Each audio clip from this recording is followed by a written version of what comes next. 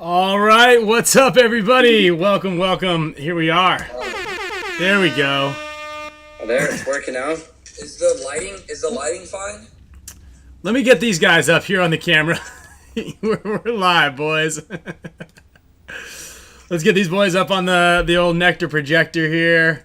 Hold on, I'm making you guys nice and big. Welcome to Tuesday, and booyah. All right. We've got Kyle hidden up there.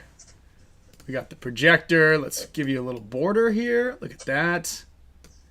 And then, there they are. All right. What's up, everybody? You want me to put this in a cup? I got this. You want me to put mine in a cup? No. All right, J-Rab. Mike is hot. Just figure it out, brother.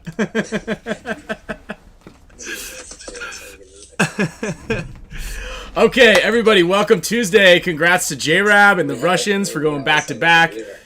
I mean, it's kind of back-to-back, but it's kind of like you guys won practice on Thursday. And yeah, we've got a bunch of questions already lined up for J-Rab, which is nice. We got a great amount of viewers. Really quickly, before we just get into the fun and the cocktails and all the board games, we're going to... Oh, dude, I got that same shirt right here. We're going to be giving that shirt away. Oh, is that the same shirt? No, it's a different one. Different shirt. Mine's purple. Of course it is.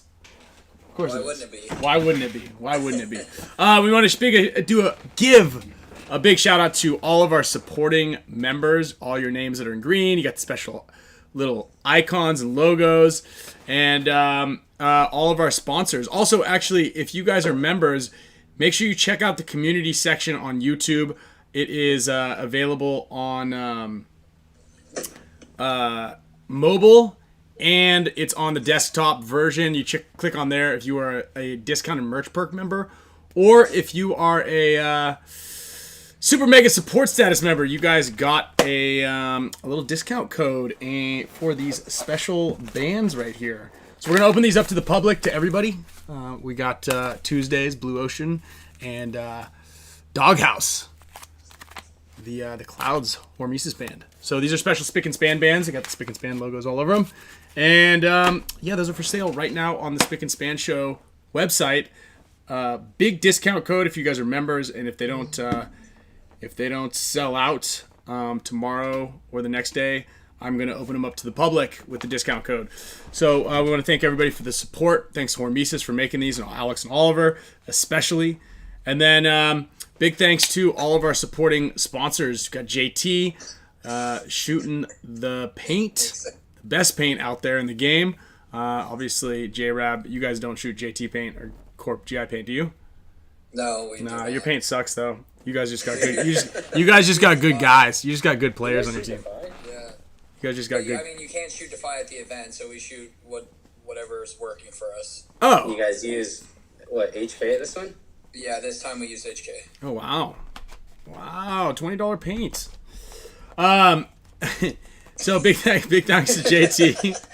I saw that special. Was that, like, across the board? Or I mean, I don't know how you, like, is this their goal to lose money? I'm not sure what the business model is there, but I guess it's working for them. Big thanks to Arfon and Gen X Global. I know a bunch of you guys grab pods out there at Atlantic City, so there's always a deal if you go ahead and message them and get the Spick and Span deal. He'll hook you up.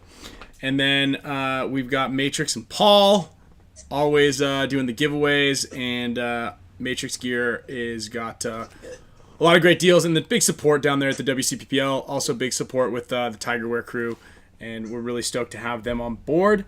And then every so often we got Pate's logo still in here, so every so often he jumps in, and we get cocktail hour, bourbon hour with Pate. It's always a good time. Might have to get him on next week or something to talk about who won the Golden Bear or the $1,000 courtesy of Pate Smith. yeah, the prelim. And the finals one. I don't know who did finals move of the event. Wait, there's a finals move and a prelim. Or there's a Sunday move of the event. It's $1,000. And I think prelims is 500, right? I think so. Yeah. Did they do one for the last event too? Well, which one? I mean, the last event finished on Thursday. Not the one that we just won, but the one before that. Well, there should be. Which one? The one you just won two of them. I think the first one. The first event. They didn't even have the MVP plaques. For Thursday? Yeah, they were like, "Oh, we'll have to get it to you in Chicago." I was like, "All right, sick." I just got my gold. Yeah. I just got my golden barrel from Vegas. If that's any consolation. Okay, I guess that does make me feel a little bit better. Yeah.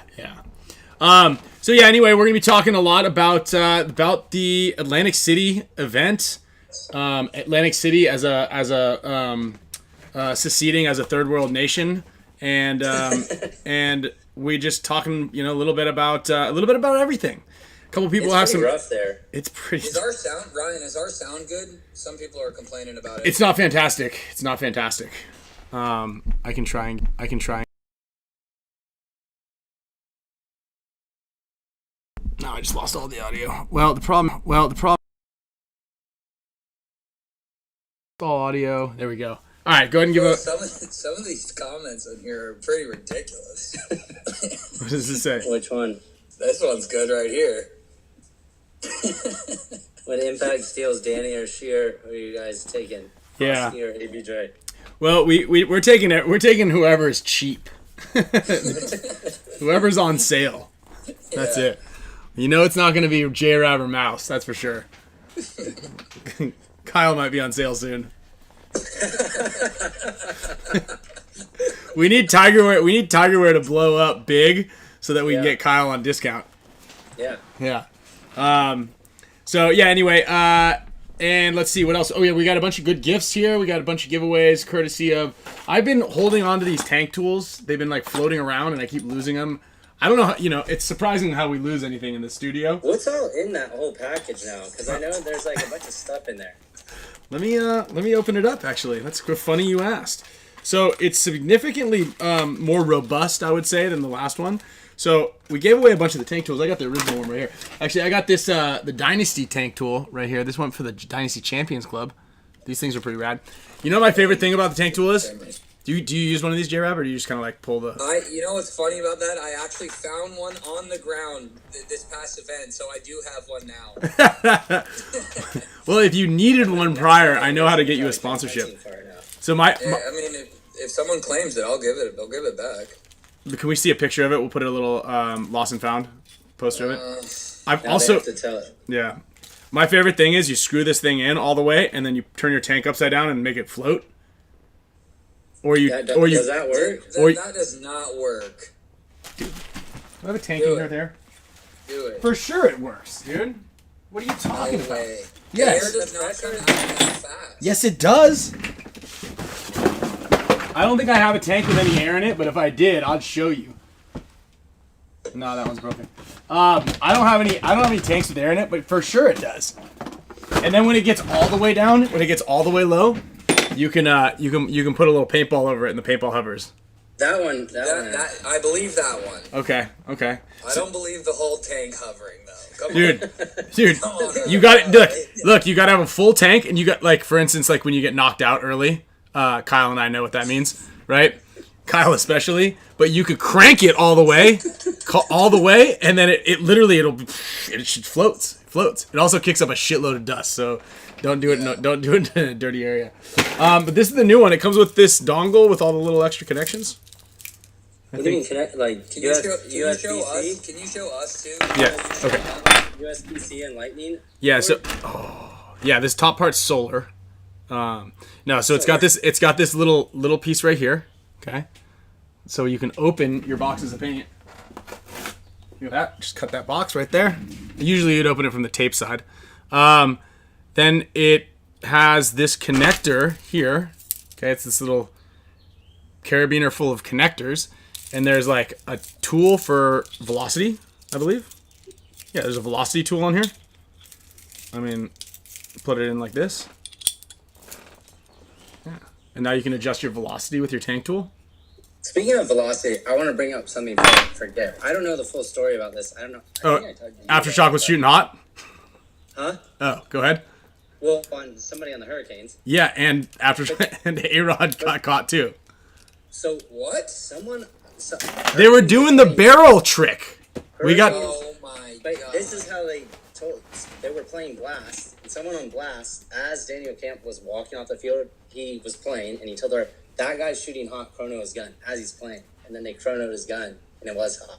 Really? I was like, how did you... So he must have had insider info there. Yeah. So, wait, they were doing the barrel trick? Barrel trick. We got... Me. It's on... There is video of people doing it. There's videos of people doing it. So basically, they would chrono and they would walk out as they're walking to the box, and they would like give the barrel like a couple of two. I don't got time to do that. Like, I'm running late for everything. I can't have any. Like, I gotta be. I'm like 10 under. I don't even think to do that. I'm thinking about like where I'm shooting. So here, let's just put it this way. Let's just. I'm not gonna say that everybody was doing it all the time. But there was a point when we were up like 5-0 on NYX, and they started chronoing us, and everybody was chronoing regular. And then when Heat and Aftershock were playing, Thomas Kim was the last guy alive, and Heat was fine just to lose by 1 because they still make it on. Yeah. So they were just letting the clock run down on the first point. So Jason's like, start chronoing. Thomas Kim, 3:14. Oh, shit. Wow. So... it could have been a variance between the two chronos. That's certainly a possibility. Yeah, that's a possibility. Or it could be that the people who told me who were shooting video of some of those guys chronoing on could have said that, I mean, when he was doing this, he wasn't just like, he was just tightening his barrel. I don't know for sure. It could have been just slightly loose and he was chronoing normal, or it could have been the old tighten the barrel trick. I mean, you definitely don't have. I like. Okay, so I will say, this is the first gun, and I don't mean to like talk bad about the gun, but this is the first gun that if you don't have the die guns, if you don't have like an O-ring on the barrel, those barrels will loosen up. Ours are like that too on our shockers. On the shockers, the new one especially. Malloy was like, because I kept telling him, I kept complaining like, hey, my barrel is coming loose all the time. He's like, you have to put an O-ring. The second I put the O-ring on the barrel, I had no issues after that. It could be that. Like, I don't want to be. Yeah, that's true. Like, because it was a die gun, it could just be metal on metal, dude. It's. But it also could be the tauntauns all over again. It could be the tauntauns all over again. It's a trick. It's a thing. It's a real deal. Let me adjust this mic here a little bit more to get your guys' audio levels up. Let me see. Let me put it like this. Hold on. I'm gonna keep talking about something. All right, what else do we got? No, I said keep talking. Don't just ask me a question. Well, I was just throwing it out there. All right, keep talking. Okay, Ryan, what else do we got? Talk about the new car you got. Oh yeah, there's probably some car fans in here. Well, last time I was here on Turo, I rented a Tesla with like full autopilot. This time I went back in time into this like car that I wanted as a kid. It's like a dream car. It was like a 2000 Honda Civic M3. Well, it's like basically with a spoon engine. It's this like special M3 that's like really sought after. This E46. I don't know, but it's pretty cool. It's actually really sick. Yeah, he's downplaying it. It's really sick. Really? But it's only $70 really a day. Cool. That's pretty cool. Because we're all gonna be driving electric cars here soon, so you may as well get that internal combustion engine action in. Did you fix the sound? I think so. Sound a little better, guys. Can we get a yes or no? A hello. I think the sounds good. Sounds Arvin good. in there too. Sounds on okay. Support. Who? Arvin C. Oh yeah, Arvin's on. Yeah, Arvin. Thanks for joining. As a reminder, if you guys want to join the show and support the channel, what we're doing out here, kind of bringing you guys weekly entertainment for. I mean, if you really condense it, the amount of entertainment you get is not quite 2 full hours, but we're here 2 full hours talking about something. So we want to be here every week for you guys, so we really appreciate all the support. So everybody who joins. Also, Schwartz Gable gifted 5 memberships, and then on top of that, we're gonna throw everybody's name just in case you guys are new to the channel. We put everybody's names on a big wheel, and we give away a ton of prizes. Anything from we'll give away one of these tank tools out there today. We give away headbands. We got some Tiger Wear goods to give away as well. And Gen X, always every single week we're throwing out some Gen X stuff. And then we've also got the NECTR. The NECTR boys loaded us up with a bunch of the good flavors, so we're always jamming these things up into a couple packages out there. There we go. Oh, my mom loves those too. I need to have You got any goggles to give away? I've got a lot of goggles, but I don't really have any to give away. Why? Are you trying to give away some goggles or what? I need a JT goggle. For what? Just for later, like, you know, when I retire. Yeah. Like, I kept mine off Dynasty. It's been so long since I put a JT goggle on. No way. I think that when I'm done playing, I want to use one. Like, when I go back to the woods one day. Yeah. You want a used one? No, I want to use one. Yeah, when I go back to the woods, I want a used one. Yeah, I want one of your used ones. Yeah, we'll get you a nice used one, the one where the foam comes across. Harrison has like one of the OG original frames, and every time he puts it on, it just like leaves this like just foam residue all over his face. We did like a little build thing a while ago, and it's these are actually what you need right here. These are Kyle's old. Do you think these are the project frames? Yeah. Oh, those are sick, actually. Yeah, the steel blue. To you. Or like What do you mean 300. you'll sell them to me? No, these things. I'm gonna steal these things pretty soon here. But I got this guy Andrew just keeps making these custom goggles for me. Yeah, those are sick. I had a really He cool has one. one that has Greenspan all over it if you want that. Yeah, definitely. Hook me up with a Greenspan one. For sure. I'll make sure it's like got the sweatiest event. Give me one where you didn't make Sunday. That one, yeah, you want that one. You want the one that I don't make Sunday? Yeah. What did I wear on the last one? I think it was those frames right there. These ones still have the hit in the goggles from World Cup. Oh yeah. Haven't even cleaned them. I don't like those ones. I like the other one better. You don't like these the thin frames? Nah, those ones are ugly. Or the bottoms? All of it. Okay. Well, that's why this one sits over here. I put this one up on the mannequin. The ones you wore at this event though were pretty cool. Yeah, those are rad. I was into those one. ones. With like the gold dragon leaflet all over it. Uh-oh. Yeah. Scam likely. Scam likely. Yeah, and then Yeah, Dave. Michael, this USA Dynasty jersey. This is a little throwback to the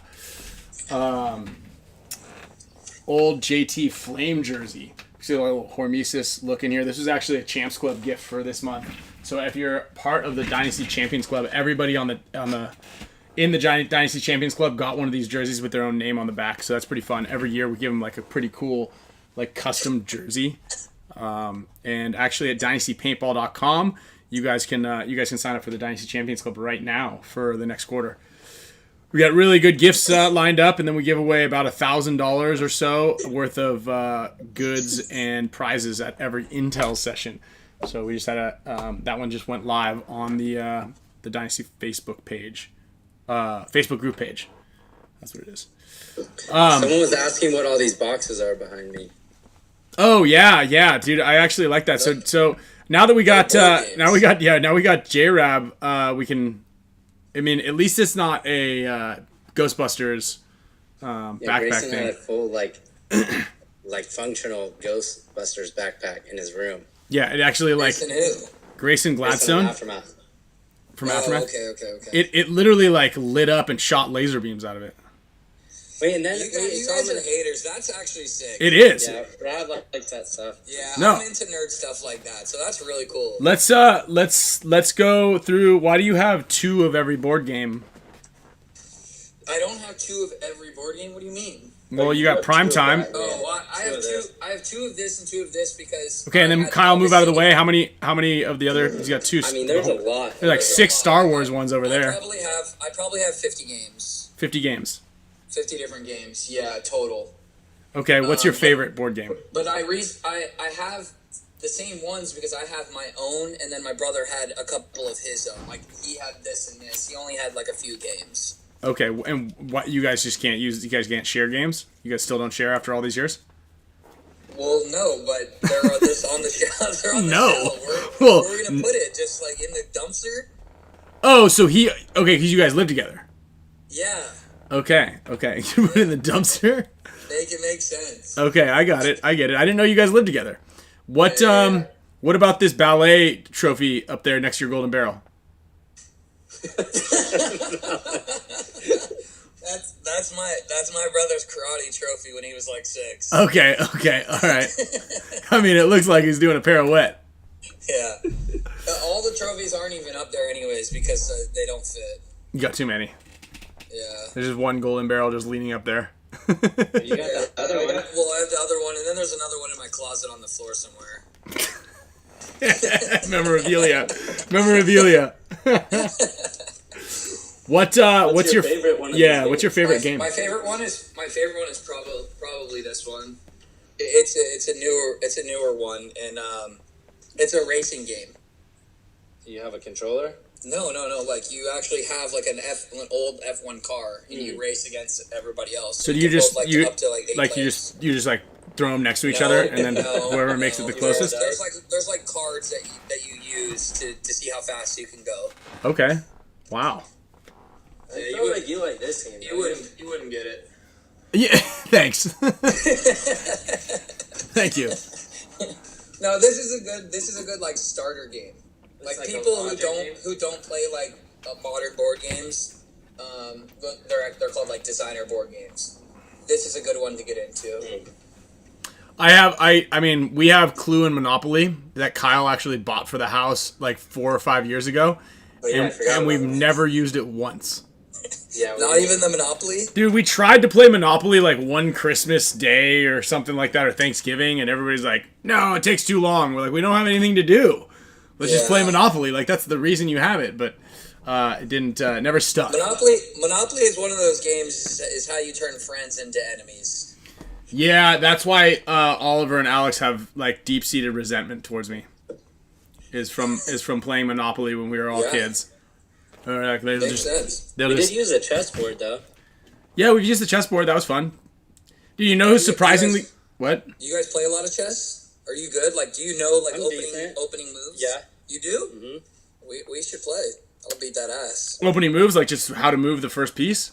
No, like actual like the London system, like stuff like that. Like you move the piece up 2 pieces versus 1? No. There's like a whole game plans and theories. Yeah. Like a bait? Sure. Doesn't it always change with the variables? No. The layout doesn't change like the NXL. Sure, but yes, but no. Because you don't always have to counter. With every different opening, there's like ways like, oh, if you do this, then you do this. So there's different theories to every other opening that you would come with. So if you came at me with the London theory and I just arbitrarily, and I just randomly just moved my pieces just based on how I decided to play. You did like some random ass moves that made 0 sense, then the London system will continue to do its regular opening and then probably just beat that ass. You just continue to do the same motions, yes. and unless you did something that is a part of the theory, and then you go, okay, if this happens, then you do this. So you can't defend against one of these systems just based on your own brain's capability to play chess. You're guaranteed to lose. I'm guaranteed to lose if I don't know what you're doing. Unless you're an absolute genius. And you're faking them out. You're trying to play dumb. If you're a genius, then yeah, sure. But that's how Damien got you, because he was trying to play dumb. Mm-hmm. Haven't you ever seen the show Queen's Gambit? Yeah, I did. That you need to watch that doesn't mean that That doesn't mean that I know how to play chess at a high level. It explains some of the openings. Kinda. It doesn't really an understanding of what you're supposed to do with the openings in chess. Like I feel like that show did a good job of it. Okay, maybe I wasn't paying attention to that part. Yeah, that's possible. I was texting. Do you find any correlation between like high level chess and like an opening move in paintball? I think it comes down to critical thinking. Like when you're on the field, Right. like it's all critical thinking. So I believe so, and it's all outsmarting. Like you don't have to be good at openings or understand openings to be good at chess. As long as you can read your opponent, then you can even play at like a elo of like 1500 like easily if you have just a basic understanding. Can you explain this acronym you just used? So, if I don't know anything about opening moves, I obviously don't know what elo means. Yeah, so that's just like there's like a system for It's like your it's like a IQ. rating. No, it's like a rating system. It's like my handicap. For us, yeah, it's like a handicap. For us, it would be like D5, D4, semi-pro, pro. Mm-hmm. Well, they have like grandmaster and master and things like that, and it all is on a points system. Got it. So like if you're over 2,000, then you would be a grandmaster, and you would be really you're like in the top 1%. Mm-hmm. So, like, that's why I said 1,500. 1,500 is, like, pretty, like, that's above anybody who just would pick up a chessboard and go, oh, I play chess now. 1,500 is going to just smack that person around. So if you understand just, like, basic chess and understanding your opponent, then you could get to that elo pretty easy. Or if you wear one of the butt plugs that one guy, the vibrating butt plugs that one guy and all the guys on the Russians wear, right? Did you overhear my conversation at the last event or something? About all the Russians wearing some sort of transmitting devices in their anuses? No, no, bro. That was a thing. That was a thing on Impact, not on Russians. Oh, the Impact guys wear. Well, they're not. Then they're Bluetooth. No, they need to recharge their batteries. It never happened. It was something that we discussed. It was actually like a vibrating panty. Okay. Someone was in a spot. You would vibrate the panty and go, "Oh, well, this guy's here," but no one ever used it. We just joked about it. So hold on. Let's back up a little bit. You guys wear panties? Yes. Moral of the story is. Yeah. Why don't you just say vibrating underwear? Like, just say vibrating undies or something. Like, No. Why do they have to be panties? Well, no, they only came in thongs. Think about it.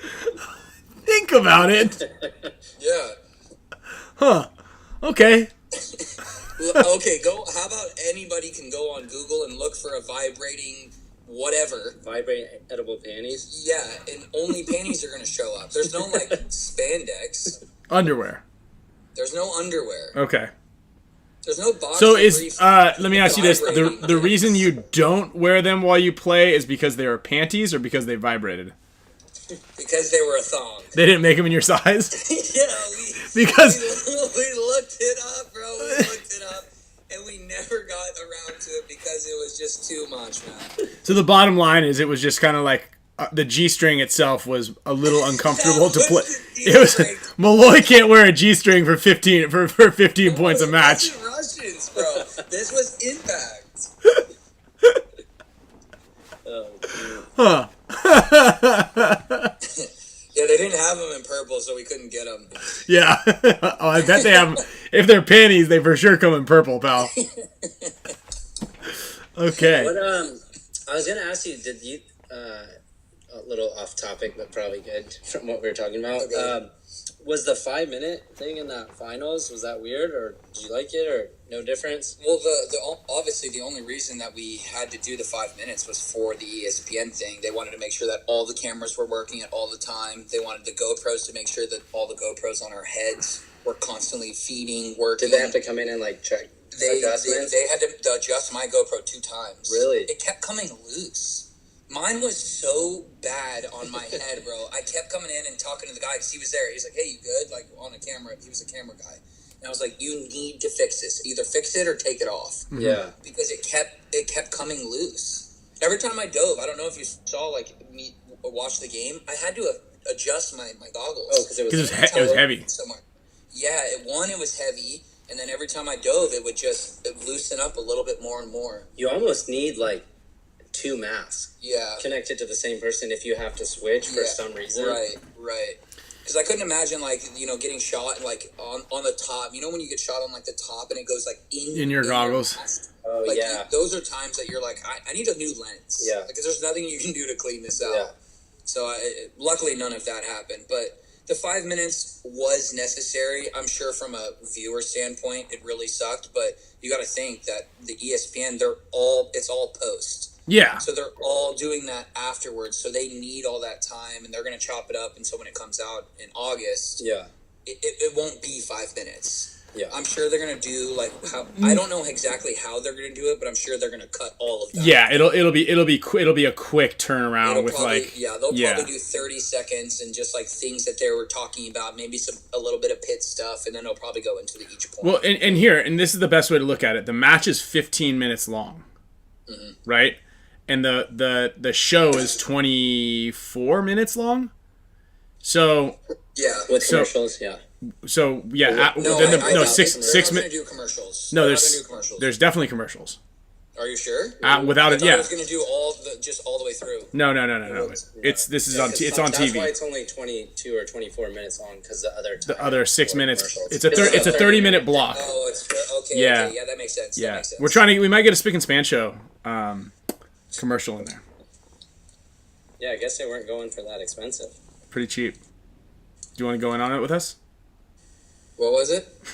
I got so involved in you pouring that and watching the bubbles. Sorry, Ryan. Were you talking? Listening at all. So what'd you say? Sorry. What'd you say? I said we might have a Spick and Span show commercial on ESPN. If you want to go in. If you want to go in on it with us.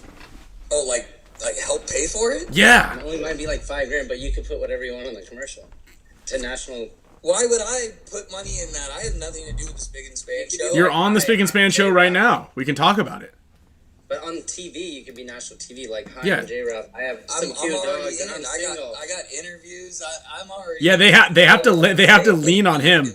They have to lean on him for the interviews because he's the only one who speaks like. Well. Yeah. He's the only American that's on the team.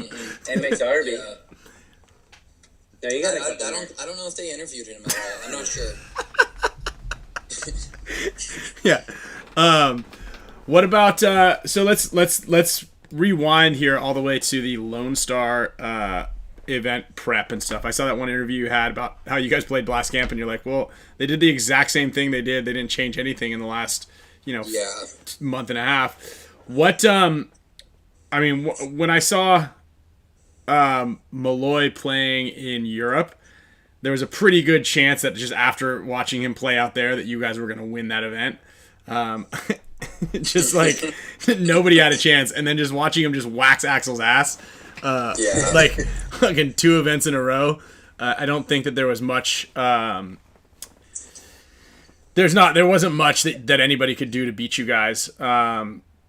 Although if you ask Kirill if we were there, he said that we'd probably have won that event.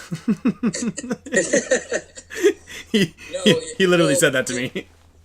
I think on both things. So the Blast Camp thing was, I think the reason why I brought that up in the interview, why it was important to bring it up, was I really thought that they would at least change something. Because if you go back and you watch their games from when we played in Dallas before the rain, and at our match, they did exactly the same thing, and we prepped for that exact same thing. Mm-hmm. Like most teams, like Kyle knows that you're prepping for obviously the next team, and you want to play around what they're doing, but you also want to make sure that you're not doing the exact same thing because they are coming in with the same prep you are. At least the good teams are.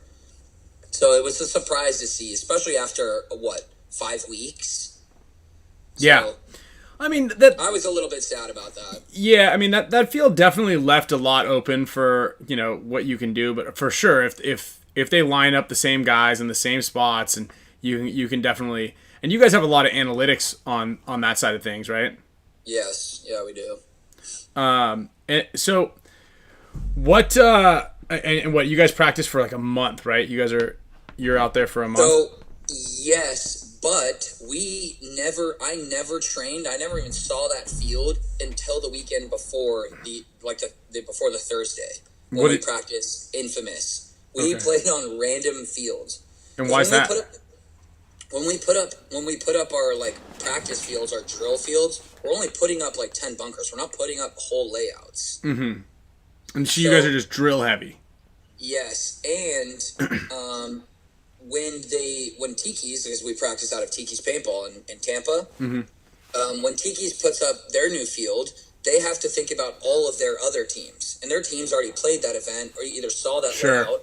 They don't want to continue to, like, those teams don't want to continue, especially if they're out there paying. They're paying for paint, they're paying for entry. They don't want to play the same layout for 5 weekends in a row after they already played it. So you got to think about it from that standpoint. So I never even got to, or we never even got to see that field until the weekend before that Thursday. I see. So we only got 4 days. I only got 4 days on that field after the event. Right, which is what you would normally kind of have anyway. That's what we would normally have anyways. So you guys play. So how long are you down in Florida practicing before? So events? If there's a tournament and then the layout weekend, right? I am there from the layout weekend a month before that. So it's shit. 5. So the last one it was 5 weeks. The first one was 6. I did 6. So the last one was 3 weeks before. The one before that was a month before. Holy shit! So you're there for one full solid month. Yes. You don't go home at all. No, I don't go home at all. I'm there the whole time. And then how? We have a team house. We have a team house there. So I have my own room. I have all my stuff. Like I leave some stuff down there. And so when I'm there, like I'm living there. Right. And yeah, right, Chris. And geez, that's crazy. That's a long. You don't feel like that's a long time. What's the practice? What's the schedule? Take us through like the week leading up. So Monday before the event. The Monday before the event? Right. So you have Monday before the event. Wednesday the layout would have come out, and then you practice whatever at the Tiki. So like basically what I'm saying is, what is your practice like? How often are you going to the field? For how long? Do you guys do like days off that you have to like go through film stuff? Like what exactly is the? So while I'm in Tampa, we play Monday through Friday. Well, the weeks before we have Monday and Friday off. So we play Tuesday, Wednesday, Thursday, Saturday, Sunday. So 5 days a week. Okay. But my first week there, I do 2-a-days because my coach doesn't trust that I'm doing stuff on my own. So the first week that I get there, I have to do 2-a-days. So we do morning, and we do morning for about 2 hours, 2.5 hours, depending on what we're doing. And then we go back, we drop people off at the house or whatever, or people go back to their own homes. And then I come back in the evening around 5 o'clock, and I train for another hour and a half, 2 hours. That's the first week I get there. And then I go to the basic schedule that everybody else has where we play in the morning for about 3 hours. Okay. And that's every day during the week. And then on the weekends, we just run points and on Sundays, we try to run matches against a team called Totem, which is their local semi-pro team. Okay. And then we do the normal stuff when the layout weekend comes out, just like you guys. Yeah. You guys go and either at your local field or you go to a different field and you play Friday, Saturday, Sunday, and you play matches, you play points. And then we have Monday, or we play Monday, we have Tuesday, Wednesday off, and then we play Thursday for an hour or two, just like everybody else. Yeah. So it's all the same, except when I'm in Tampa, we play 5 days a week. Right. Yeah, I mean, I guess I don't even have to ask, like, what can you attribute your success to? Because I feel like that's just being able to, like, have your gun in your hand and, like, just a couple hours a day is like, it's game-changing. It really is, right? I have to say, like, this tournament, like, this whole weekend, the Thursday, this is probably, and even when I was, like, playing really well, like, on Impact and stuff, this is probably the most times I've one-balled or snapped somebody out in a whole weekend in my entire life. I watched you, like, just bring games back, just standing over the top of that Snake 2. Snake 1 or Snake 2, just wandering around over there, just manhandling people. Yeah, and I don't know if, like, I can credit to, like, I had my gun in my hand for a little bit more, or if I was just, You know, we all know this, where you have those weekends where you're just playing out of your You're like in flow state. Yeah. You're in a flow state, and there's literally nobody that can shoot you. You win every gunfight. You're shooting people on the break, and like for me, it was like one of those weekends where I was hitting somebody on the break almost every single point, like 80% of the time. Yeah. Mm-hmm. And then when I was on the field after that, I was just snapping people out. Like it almost felt easy. Yeah. You know, and we've all had those tournaments where we felt like that. I'm sure Ryan knows, you know, we've all had those tournaments where sometimes it just feels easy. You just win every gunfight. You're shooting people on the break, and you're just dialed in. It feels like that 2022 year with Archie, like a lot of events, like Archie had a phenomenal year. Yeah. He was just insane. Yeah. Yeah, he was playing really good that year. Yeah. We won 2 events that year, though. Who? Impact. Impact. Yeah. 2022. Yep, 2022. Yeah, we got second we at won the beginning. Chicago, and we got to the finals with that other team that didn't do well. Oh, the Latin Saints that year. Yeah, Latin States. And so that year was okay. And then yeah, we took a Impact. second the first event, then obviously Latin Sense failed, and then we still won 2 events on Impact after that. Right. They won the Chicago. But Archie was playing really, really insane that year. Yeah. Archie had a really good year that year, and actually last year too. And I mean this year, Archie's.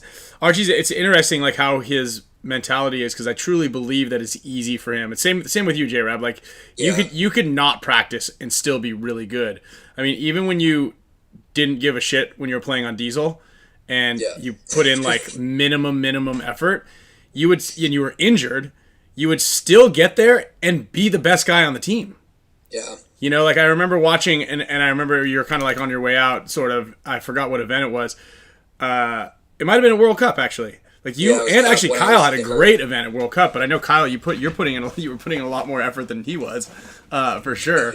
But like J-Rab, you're like limping around everywhere, but then you would be like the last guy in, clocking in, and just you always hit your shots. You know, and I feel like Archie's the same way, where he can kind of like put his gun down for a long time and then just pick it up, and he just like knows what to do and how like and just he hits his shots, you know. Yeah. And it was interesting because we put him we ended up on Sunday, we're just like, Kevin's like, all right, Archie, you're not playing this spot anymore, you're going up front now, you're our front guy. You know, like just run to the 50 snake and shoot guys. And you're like, okay. They told Archie to do that. Yeah. Ryan had Mouse do that to at like some point in our last match with X Factor. He's like, all right, you're the one, instead of him like floating to the outside. Yeah, why he wouldn't be like that's like his thing. You know, I would. Yeah. I think I think he was out of position the last event. Yeah, I really do. I think he was playing out of position. He was in the right spot.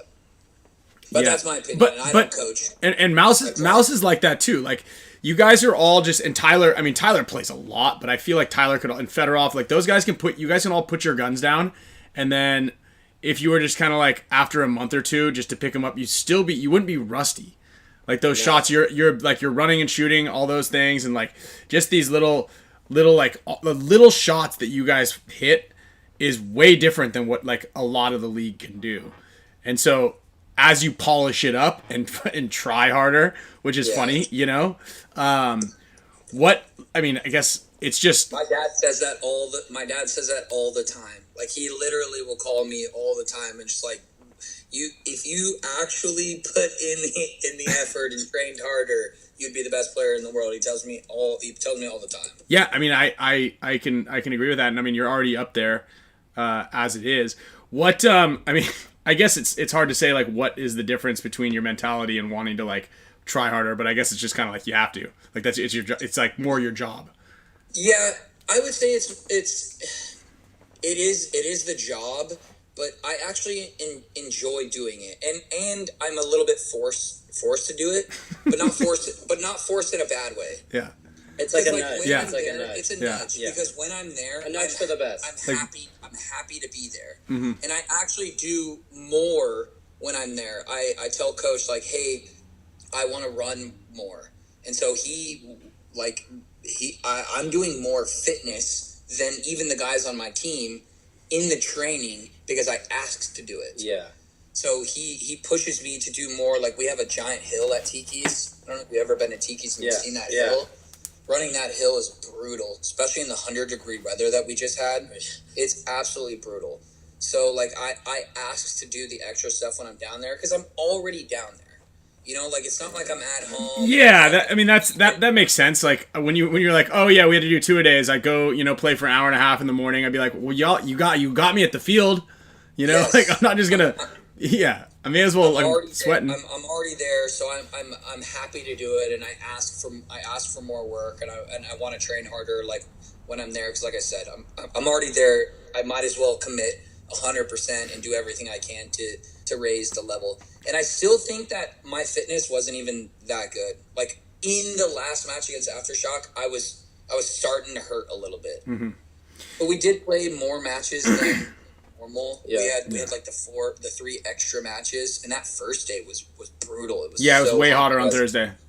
Yeah, so like we had those extra matches, so maybe it was because of that, I don't know. But in that final match against Aftershock, I was hurting a little bit. Yeah. Well, and your guys, your style, that's not been a secret from the first event. You're like, we're gonna play this, like, this is our MO right now. We're gonna come at you. We're gonna play aggressive. We're gonna stick to it. Like, I don't know how Malloy is able to do it. Yeah, playing the one. I couldn't imagine. I don't know if I would have been able to get through the whole tournament playing the one. Yeah. Like running, diving, and dude, I mean, my body. I love it when guys in the back center tell me that they're tired. Yeah, man, this long one. This is tough, man. I need a point off. You're like, huh? There's been times where I'm like, even just playing or practice, and I'm about to tell Mouse, like, I'm feeling it, and I'm just like, he's been playing this thing for 25 points in a row. And yeah. I just bite my tongue. I'm like, I'm not about to say this. Yeah. And that's what I was going through too. Like, there was one in maybe it was not the Impact game. It was one of them on Sunday where I actually needed one. I was gassed. But Malloy was already getting he's continuing to play, and he's diving. He's diving, and he gets up, and he's jumping over things, and he's spinning around, and he's just not even breathing hard. Not even breathing hard in the pit, and I'm like, bro, I can't ask for a point. I cannot ask for a point. I'm going to lose respect here. Yeah, for sure. It came down to, like, there's no way I'm taking a point here. It reminds me of that fighter, Khabib. Too, just like his demeanor and like the way he talks, is respectable. Like, I have mad respect for Malloy. I actually like playing with him again after so many years, right? Because now we have a different relationship too, and just the respect that I've had just with playing with him for these few months has been immense. How much work he puts in, mm-hmm. The travel that dude, that's crazy compared to what we do. It's a lot. Like, it's a lot, and they all have families. Like, he has kids, Sergey has kids, Kirill has kids, and so what they commit and what, like, it's blood, sweat, and tears for them every single day that they're gone away from their families. So I have a lot of respect for them. So when I'm down in Florida and when I'm in the pits, like, you can't complain. I have to make sure that there's no backing down. There's no, I need a point. I need a rest, because I know that they're doing way more than I am currently. Mm-hmm. So I need to make sure that I need to raise that level and continue to stay on top with them. Damien said being a pit guy requires a lot of endurance too. Take it from him. Good shit. Did he help you guys in the pits?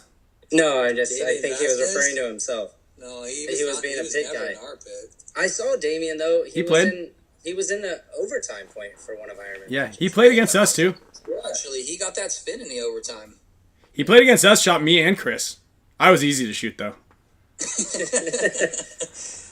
You were playing that Dorito side. That Dorito side was tough, man. Dude, I didn't have I pretty much never had a bunker unless Chris was not playing. If Chris wasn't playing, then I got to at least run to a spot. Other than that, Kevin's like, stand in the blind zone. And then, like, go over here. And I'm like, okay. And he's like, stand in the blind zone and then go up here. I'm like, okay. I like standing in the blind zones. I do too, except for when if you get a chance to shoot off the break and your team knows that it's real risky. So yeah, I mean, except I had to do it every point. If you get away with it, then you're the man. Yeah. One time I got to start in the back center. He's like, sit in the back center with Marcelo, and then get out of there. Like. You mentioned to ask this question too before it goes too far away. I think this might be for you, Ryan. Question is, why didn't Shock start with 4 bodies on that point when they got the obvious major? I feel like and another could have swung in Dynasty's favor. Just saying. Yeah. A lot of things happened in that Shock match, which were kind of strange. But it was actually a major on A-Rod, and then they didn't have a body to pull, so technically they should have started with 3. But, however... So they just started with 4? Well, no, they started with 5. So when Jason rewound it, like, it was really weird from the angle, but he showed it to me. So, and I appreciate Jason. Like, Jason cares, right? So if there's ever a discrepancy, he's not just gonna be like, well, it is what it is, like, which a lot of people will do. Jason will actually like be like, hold on 1 second, or he'll already have the answer for you because he's like meticulously gone in there. And I went into the room with him. He's like, I want to show you this, like, and like. But it's 32 frames a second is what cameras and film is shooting, right? So there's 32 frames gathered for every 1 second of footage. So he's going through the frame, like frame by frame, the video, and as Arturo was getting to A-Rod to shoot him, he got clipped in the pack by like Archie or Marcelo or somebody shot him in the pack. So it was essentially a trade out. Even though A-Rod got shot and spun, technically Arturo got shot as he was shooting A-Rod. So A-Rod's spin So it negated the other one. Yeah, so they're like, oh, it's negated this, like So they took back the penalty, which wasn't sure you could do that. So wait. So basically, here. I mean, Tom, I thought it has to be so much because I talked to Jason about this. He's told me that there has to be so much evidence. It's got to be blatantly obvious to overturn a penalty that a ref pulls. So here's the thing: you're never gonna reverse a point. So if Shock had like 3 guys left, and that happened, and they pulled the other 2, and we won the point as a result, they're not going to restart the game of 4-on-2. So that penalty would have stood, but because it was the last guy, seeing how many guys they're going to start with on the next one, they have the power to reverse it technically. Now, are they supposed to? I don't know. Like, that's just, you're right. Like, it wasn't like Arturo got shot in the back and then took 5 steps and then shot A-Rod. It was like.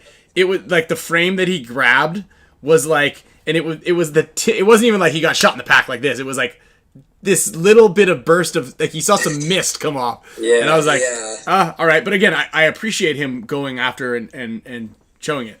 And going after like all that stuff. And I mean, he showed me some other clips and things like that. He's like, this should have been a penalty. This should have been a penalty. This shouldn't have been a penalty. Like, so he's in there every time that there's a penalty. He wants to make sure it was right.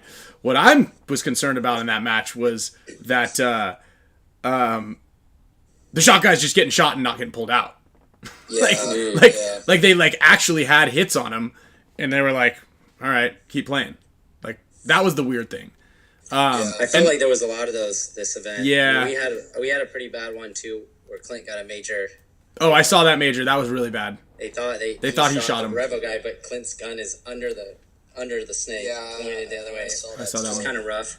But I mean, look, they were there since Thursday. Also, it's just as hot for them. They're on their feet all day. It's like they're anybody who has to ref that 50 is just getting mutilated. Yeah. Like the poor refs at the 50 on the brick, because like someone ever gets into there, all you see from the other side of the field is a head walking around on the top of that thing.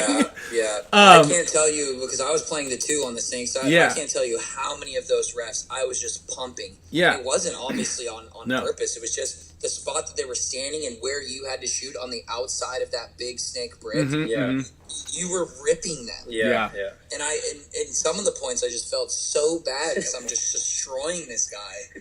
But what am I going to do? I have to shoot the spot.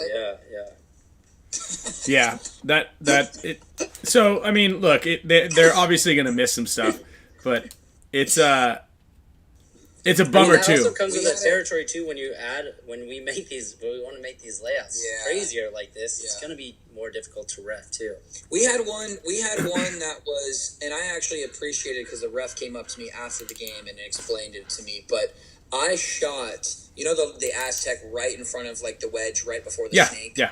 So I shot Hosky going there in his camera because we had the GoPros on, and I shot him in his camera, and I'm yelling from the back center like calling for a penalty, and they didn't give a penalty. And the ref came up to me after the game, and he said, "Hey, you shot him. I saw it hit him. He continued to play, but I did not give him this penalty because he had the camera on, and he's just not used to that, and I couldn't give him the penalty." You're like, and I was like, you know what? I was like, that's respectable. I understand, because if maybe they talked about it, I have no idea. Yeah. It's just what he came up to me afterwards because he saw that I was, calling that out. So I think it was one of those things that's like, what are the refs going to do? Like, it's not normal for you to get hit in that spot. Yeah. So like playing that as your body is weird. So I respect it and I understand it. Mm-hmm. So that makes sense. But the other stuff, and it was a strange inconsistency on like, they're like, if you sit in your bunker for too long with a hit, you're going to get a penalty. Actually, I saw Hosky get a penalty, which he shouldn't have gotten. I forgot where it was, maybe against Heat. But he ran around that 50 and bunkered the guy out of the 50 and dove into their snake, which is kind of like what you should do no matter what. Because if you get hit, you don't know if it broke. You're actually allowed to move to the next bunker before you get checked or check yourself. And he got the penalty. He got a penalty. BJ got a penalty too. I was sitting on the sidelines for that, and I was like, "How is that a penalty?" Yeah. All he did was finish his run. Finish his move. This happened a lot, and Ryan, I'll text you a video because I went through and slowed it down. But this is the first event that we've seen overly excessive on those types of penalties. And in the Aftershock game, Chris got a penalty running. He was running and shooting to the corner, and got shot and slid into the corner, got called out, and they immediately threw a minor on him. It's like you're because I can't if I get bounced and I'm out in the open and I look down at it and I'm like, oh, it bounced, I'm probably gonna get shot there very very shortly thereafter. Right, you're gonna go to your bunker and then you're gonna check it as anybody would. Yes, and the rules actually say you're allowed to finish your paintball. As long as you're making a paintball move, you're allowed to finish the move. And I always tell that because I coach a lot of teams, and like guys will get bounced or hit, and they're out in the open, or they're kind of making a move, and they'll stop right then and check themselves and be like, "Oh, I'm clean," but they're just getting peppered, Yeah. So you're allowed to move. Just to help people too pull this up, I just texted it to you. Yeah. So you can see what we're talking about. Actually, that's the one that I was talking about too, not the Hosky one. It was the BJ one. This is what I was talking about. Okay, I'm gonna put this up, and so this is actually interesting because vintage Pokey, only vintage Pokey, mentioned, he said, what was making you so upset in the pits with the Aftershock? We got to hear about it. He shot him first. And he shot him first. The foot hit. To review that one. I don't get what you're supposed to do. Are you what if you go around the bunker and you don't get shot? Should you run off the field just expecting to get shot? Yeah. Why would you not try to go to protection and then? And it's not like he even asked for a check after that. He got right up and left. Yeah. All right, so hold on. Yeah, I'm putting it up right now. So, hold on. It's got to load here for a second. Give me a second. So this is ASG Aftermath, and so that's BJ? Yeah. Okay. And I kind of freeze frame and kind of stop it. Oh, okay, that's you doing this. Yeah. Got it. But just you can see the all. First off, he shoots him first. Wait a minute. Yeah, that's 100% a trade. Well, yeah, look, so he finishes off his run, dives, gets right up and leaves. And then I don't even see where Ethan even got shot. But, it looks like right but BJ here. He got shot in his gun. Oh, that was the ball right there. I see. I saw it now. Yeah. And then he got shot right there. And then BJ puts his gun down right here. Yeah, BJ, as soon as he finishes out the run, he goes to get up. The ref's not even telling him. Right out. The ref didn't have to make any extra he dove with his gun in the air. Yeah. He literally had his gun up as he came around this thing. And so this is the strange thing on the inconsistencies on a couple of the the scenarios, because so here's another one, and this is why, and I'll answer only Vintage Pokey's question about why I was so upset, because so I get shot, and it was actually really funny. I run out to the I made it out to the corner, and I was loading, and I was like you have to play that Dorito corner, the Dorito 1 super tight because of the bounce shot, and so I was like had my gun. It was really weird. I had my gun like across my body, and I was loading like this, and I dropped the pod like as soon as I was done. And it rolls down my elbow, and it sits on my elbow, and it gets shot and spins and falls off. Like, it wasn't even in my hand.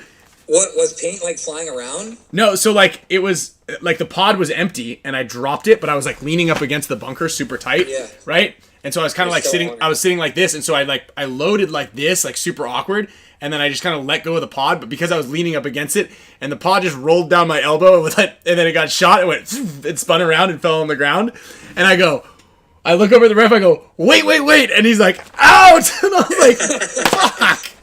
And so then I'm walking off, because you're not allowed to argue either anymore. He said, like, if you say anything, they're like, if you say anything, you're going to get a penalty.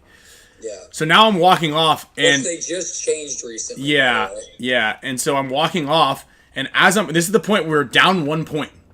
We were down 1 point, and I think it was kill 1, so I was 4-on-4 at this point. And as I'm walking off, LJ's like, hey, check my pack, because they were doing the bounce shot. And the ref's like, clean. And he gets shot right in the foot, but not like at the bottom of the foot. Like he was like kneeling down, and it was like the side of his foot, like boom. And I was like, yes. And I kind of like do this, and I'm like, why aren't they calling him out? And I'm like walking like this, and I'm like, oh, and I want to point, but I don't want to get a penalty. And I'm like, oh, and I'm doing this, and the ref just looks at me and grabs his flag, and I'm like, fuck. And he's just staring at me, and I'm like, I want to be like, dude, he's hitting the fucking foot. He's hitting his foot. They don't even look at it. He and LJ, I don't even think knew he got hit because he didn't try to get rid of it. He was just playing, and it was like a big hit in his foot. Like as I was walking by him, and they were like so concerned about that. And then as I'm walking by Thomas Kim, and Marcelo shoots him, and it goes ting in his tank. And I watched that. And then he goes whoop. He tucks his gun in his gun in his whole body into his bunker and sits like this. But the ref heard it and was sprinting over to him. Had to pull him out. Yeah. And it was like... And that one, he didn't ask for a check either. No. Like, that one was the only, the one, and I didn't get to, because I was playing at the same time where, you know, we were doing all of that. So it was the one where I looked over and I watched that, and I'm literally sitting in the pit like, how is that not a penalty? And I said that a lot this event. Mm-hmm. Like too much. Yeah, which is funny. At least 6 times where I was like, how is this not a penalty? Or on the opposite, I was like, with the BJ one, how was that a penalty? I mean, I've heard about like maybe 10 instances. There was probably 3 to 5 with our team that we got apologized to. Just your team? Just our team. It might be more than 5 even, with apologies for the wrong calls. But across the board, there was a lot of them. It's just, I don't know, kind of interesting. Yeah, but like, what changed? It's not like the ref lineup changed. No. I think it was just kind of like I think they wanted to make sure that moving, and that's the weird thing is some of the guys got really bad penalties, some of the guys didn't at all, and it was like, but it's like it was a little bit inconsistent, but some guys got penalties like that. You know what I mean? Like that BJ one was a great example, and the Hosky one. Yeah. Again, they're not even my guys, right? I'm just like, but Chris got the same one. Like he was continuing onto the corner. It wasn't like he dove on it and tried to like wipe it off because otherwise that would have been a major. He just he's continuing his run, and it felt like kind of like in Europe when if you got hit at all, you get a But I mean, at least they kind of like set the tone with that, and I believe that the refs did this because they knew that the ESPN thing was going to go on, so they wanted to eliminate as much of the cheating as possible and as much of the gray area as possible, so they didn't have to constantly explain like fouls and cheating and all that stuff. So that was like the story. Well, it definitely worked because everyone was scared. Yeah. They were like, I don't want to. I'm not playing right in the line, like. Yeah, and so I mean, I don't know. There was a lot of things. I mean, in my mind, it absolutely should have been a final between us and the Russians. But A-Rod kind of dismantled. Actually, A-Rod and Corey did a really good job of playing that can. Like Corey was like did a really good job of always surviving and existing and then finishing out the points. And like LJ would either win the point or he wouldn't. And then Corey would always be there at the end. And then obviously A-Rod. And you and A-Rod played a lot alike, very similarly. And I think that that's like one of the big things, like a lot of you guys who are watching this, if you want to know how to play that position from a support role, it's how J-Rab and A-Rod played it, which is like, if everything's going well, you just stay in that back center and just don't let anybody come around the 50 snake, really. But if you lose all your guys up in there, you need to get in there and help them out, like and learn how to turn the field.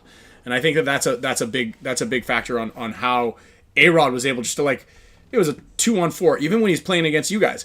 The bombs went off every single point, and it happened to actually always happen from the far side. When you guys were on the side closest to the entry, that side was just like a bomb would go off every single time.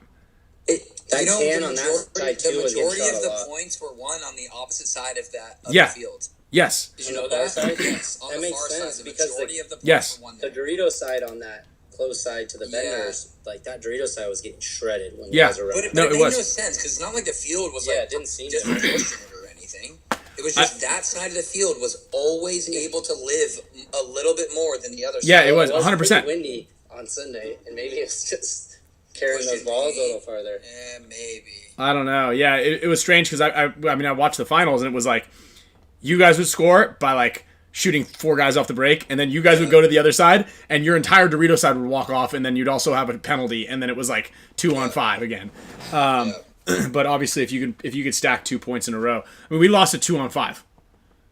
How many penalties do you think that your team got? Because I think that our team, the whole weekend, I think our team probably got 12 to 15, which is a lot for a team to win the event. I think we got three or four.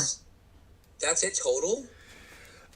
I got a penalty, which is crazy. I mean, I haven't got a penalty since 2010. You rarely get penalties. Chris got a penalty in the final. We both got penalties in that semifinal match. Alex, I know, got a penalty for sure. Maybe we got 2 or 3 other penalties. Alex played 1 point. Got a penalty. Got a 3-pack and a penalty. Someone made a spelling error. It said, "Why didn't Alex Fragile not play?" Alex Fragile. I think it's just kind of like he wanted to give everybody else as many reps as possible. Although in hindsight, like this would have been a perfect spot for him to play because he could easily get to the snake, and it's a guarantee. The reason we didn't beat Aftershock is because we never bunkered that fucker out of the 50 snake. And when we did get those 2 kills, we never like wrapped on A-Rod. We just never put any pressure on A-Rod. So he was able to fill out to the either temple, then into the snake and around the snake, and like he was just able to do whatever he wanted to do because we were so worried about shooting and stopping the Dorito side. And I mean, again, Archie did a great job because he went in there and shot 2 guys. But once we shot those 2 guys, we didn't know what to do after that. So that was. I feel like this field would have been even more wild too if we had a weekend to practice it too. With that middle structure, you think it would have been a little bit more creative? I mean, I just think that there would have been more moves like open in the middle. I think even if we had a weekend, I think that middle would have still sucked. Bro, dude, there was such a big. To use the middle. Dude, there was such a sick move up the middle that I wanted to use, and I never got to do it because you could dive into the snake side of that 50, not like on the inside, right? And you don't go all the way to their end. You can play it right there on the like. Right where the 2 snake beams met, you could dive in there and you can play that, and all you need to do is check off that one center tower, and you'd probably shoot that guy because he's never really looking up the pipe. He's either looking Dorito way or he's looking like right at the snake 50. So you can roll out on him and actually snap shoot him, and if he's not there, you can go straight into their side and then just wax whoever's coming up into that 50, and then nobody on the Dorito side can even see you until they get to the 50 Dorito. Like there were huge moves into that center. I know Kirill really wanted to try it. Kirill really wanted to go up there and make something happen, but it just never really worked. We tried to use the middle. Yeah, it just never worked for us. Yeah. It never worked. We really tried to make it work too, and we couldn't ever make it work. Like it never went our way. I guess. Jason was saying too that he was thinking of how he originally had that field layout was that whole center structure was spun horizontal. Oh, the other way? Yeah, instead of vertical how it was. I'm glad it was how it was. If it was horizontal, it would have just been too much crap in the middle. Like, no one would have gotten shot off the break. It just, yeah. So. No, I think people would have still got shot. I mean, not as much. You have that big 50 brick. You don't get to see their box at all, too, either. Yeah. The box probably played a big part. When you can see the player, like, you know where he's running. Like, and I know you, like... It was easy for me to know where they were going to go. Ryan and I talked about this a lot, and we even talked when we were walking the layout, and I know you're good at it. What's surprising, it's like, not a lot of people in the league know how to do those float rolls and also make an audible as the horn's going off, based on, like, who's going to shoot at you, where you have freedom, if you can take a few more seconds to take a shot because you know people aren't going to shoot at you, little things like that. So I think it's, like, it is advantageous for guys like us to be able to see their box, to see who's going to shoot at you and not have to worry about, like, a blind shot or something coming in. Yeah. Nobody really shot back at me in the back center. It was hard though. They let me stand over that thing like. I felt that way too. It was crazy. You know, it was tough though, right? It was like because I played that blind zone every single point, right? And I shot the temple, that center temple on the snake side a lot. Mm-hmm. Like I shot that guy a lot. And so you do a couple things, right? I can either shoot straight back at you, which gives up my shot on that guy. That guy's the guy who shoots my Dorito guy, you know? And so it's like, do I shoot? Where do I shoot? And then the other thing is, I don't know if you're going to be over the top or not. And I don't know if you're going to be over the top just to shoot your 2 shots and then go back down, which is what a lot of people were doing. So I can take the risk, the gamble of like, I know for sure you're going to that center little temple. And I know for sure you're going to probably, like, odds are you're going to run wide on the Dorito side, or if there's a guy floating, like, you know, Corey, the very first point, we knew Corey was floating into that can. And which is also what's absolutely bonkers to me, and I mean, Sergey played it just about as well as I did, which is not very well. But, like, how did he not die every single time? He like walked and shot to that can every single time. And like he was getting shot sometimes. Like he got shot more when he was floating. It's a box read. Mm-hmm. Well, I mean, it's not a box read though. I mean, I guess it helps me taller. Like if you have the freedom to make a decision as the horn goes, and then you either go fast or you wait at the box. That's the thing. Barrels point at you. I think it was safer to stutter step. It was definitely safer. It was definitely safer. Yes. Stay at the corner of the box and just pull up and then dive. Yeah, but sometimes so impact and then A-Rod started to shoot at me, but like I'm looking at the guy and he's kind of like I don't know which way he's gonna shoot, and then he could easily just pull up and shoot at me here, which means that I have to do a quick dance, but my shot's off. You don't think we felt like we could see where A-Rod was going to shoot every point. You didn't feel like you could read him? Sometimes. I mean, he shot crossbody. If he knelt down, then I was fine. If he knelt down, it was great. But sometimes he started like this, and I don't know if he's going to shoot out here, over here, or over there, right? Because you can shoot at the can, you can shoot on the outside of the can, you can shoot at the temple, and it's all just he could do it all from his right hand. Yeah. And so like we were going based on the crossbody. We knew that if he had his gun in that hand and he tried to shoot crossbody, we were safer. Oh, dude, if he shoots crossbody at me going to that can, he's got me way better. And he's actually got me in that blind zone also, which is what he was doing. He shot me one time, but like because that's the thing, like and here's the big read, right? Is he going to shoot at the landing zone of the can or where I'm standing in the open, you know? Like, again, that's the reason that I never really shot back into the back center as often, is because I felt like I didn't know exactly what he was going to do. And for the most part, I think I got shot twice. Against X Factor, I was like, oh, well, they're shooting at me in the open, so I'm just going to, like, run and shoot to this can, kind of, like, slow roll in there, and I got just destroyed going into it, you know? So it wasn't as easy as a read as you think, because the guy has so many different positions to shoot at, and sometimes I was able just to stand there and shoot and then just go wherever I wanted, because again, if the back center was shooting snake way, then I was clear to go wherever I wanted, and that was an easy read. It was just tricky because some guys wanted to shoot me, and like Shock did a really good job. Like once we trapped Corey, then Corey just started sprinting straight to the center tower or to that can and immediately wrapped on where I was, which means that like if him and A-Rod both shot at that, then I was like on the ground or like scrambling to get somewhere. So yeah, I feel like Sergey rarely went up to that tower. He just kind of like slow rolled into that can every single time, you know? Yeah. And he did it so often, but I mean, he did get picked on a lot too. I feel like, though, that is an important part about, like, our game right now, especially at the highest level or the top 6 teams in the league, is like, because everyone, you have your standard shots. Like, you had that Aztec that had a great shot shooting across the field. You have a back center shooting either way. And then you have, like, where the variance comes in, I think, is those blind zones on, like, you as a team being able to say, like, all right, we need to do this if we want to have an advantage, but also know that guy is going to get shot sometimes. But like, people are so scared to get shot in those spots, so they don't want to do it. They're just like, oh, let's get to our bunkers safe and alive. For sure.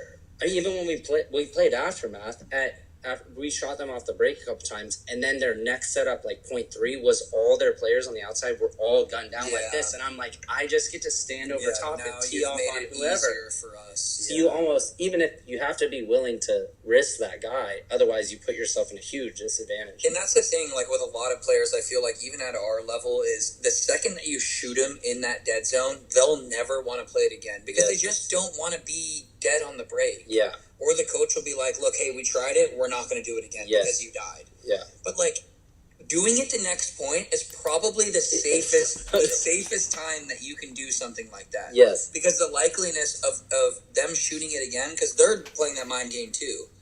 Like, oh, no, there's no way he's going to... I just killed him. There's no way he's going to do it again. Yeah, yeah. And you're like, no, I'm doing it again. Hold on. I gotta address something because there's just a bunch of people just talking shit. Hey guys, you haven't seen the show yet. Darren Collins, stop talking shit about the ESPN show. It hasn't come out yet.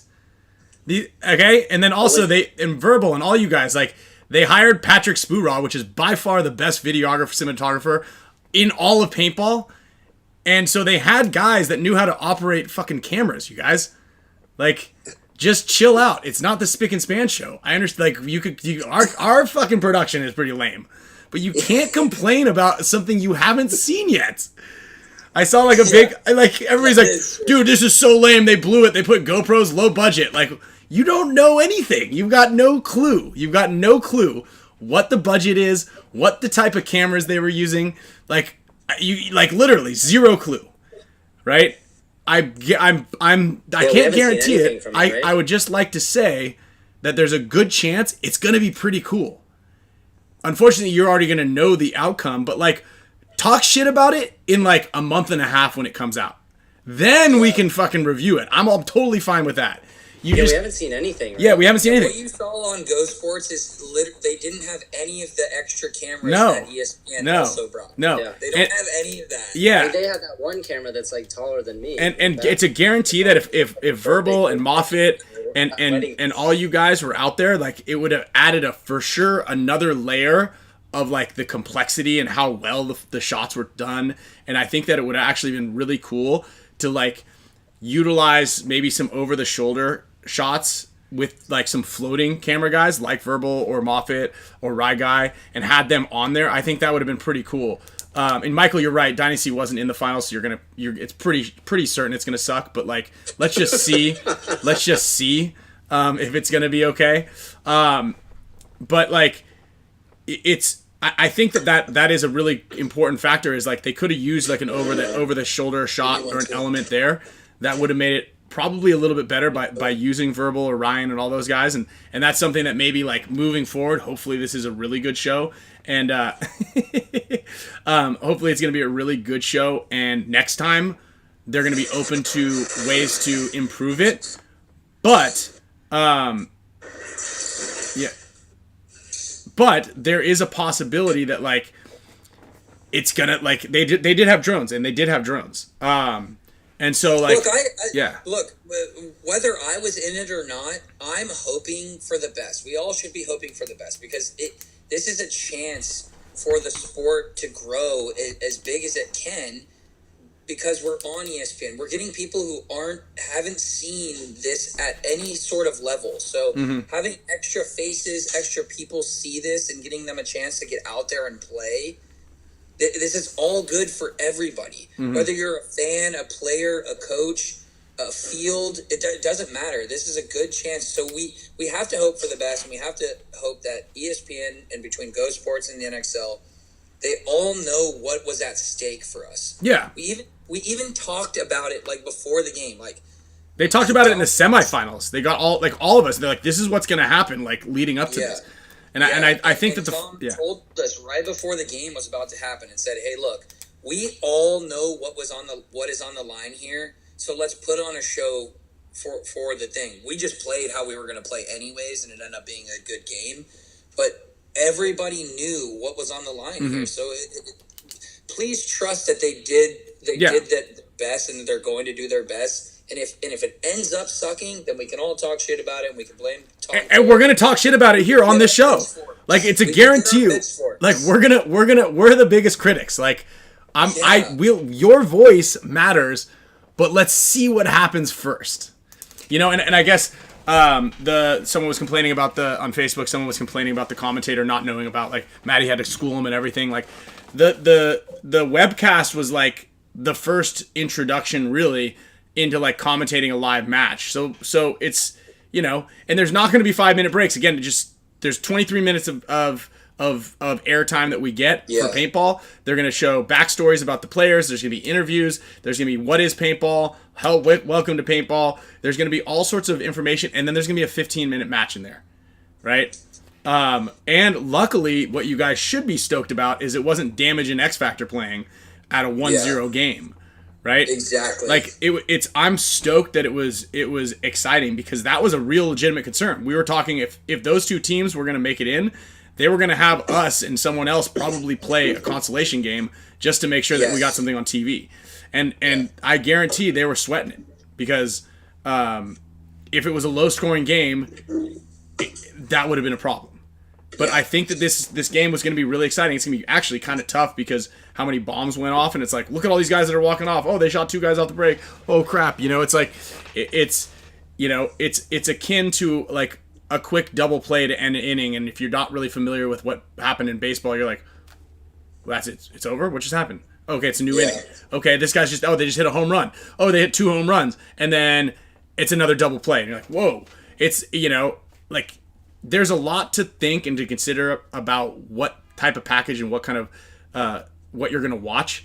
And you got to understand how many different variables there are, and like how the explanation goes. And if you know everything about something, and I saw Darren, you filmed WSL, like that's another great one. Like you could have a giant lull where there's no waves, and then all of a sudden it's just there's 2 waves, and someone has a higher score, and the other guy just doesn't get to surf at all, and the contest is like his contest is over because no waves came. Like there's more controllable variables here in paintball than there is in surfing, and you know, you're filming one person on one wave, and so like it's relatively easy compared to paintball, where there's 10 people on the field doing 10 different things, and everybody's getting shot, and then guys just randomly walk off the field. So it is difficult, but I am trusting that the guys that know what they're doing and the production company who produce high budget, large scale sports are going to be able to portray paintball in the best light.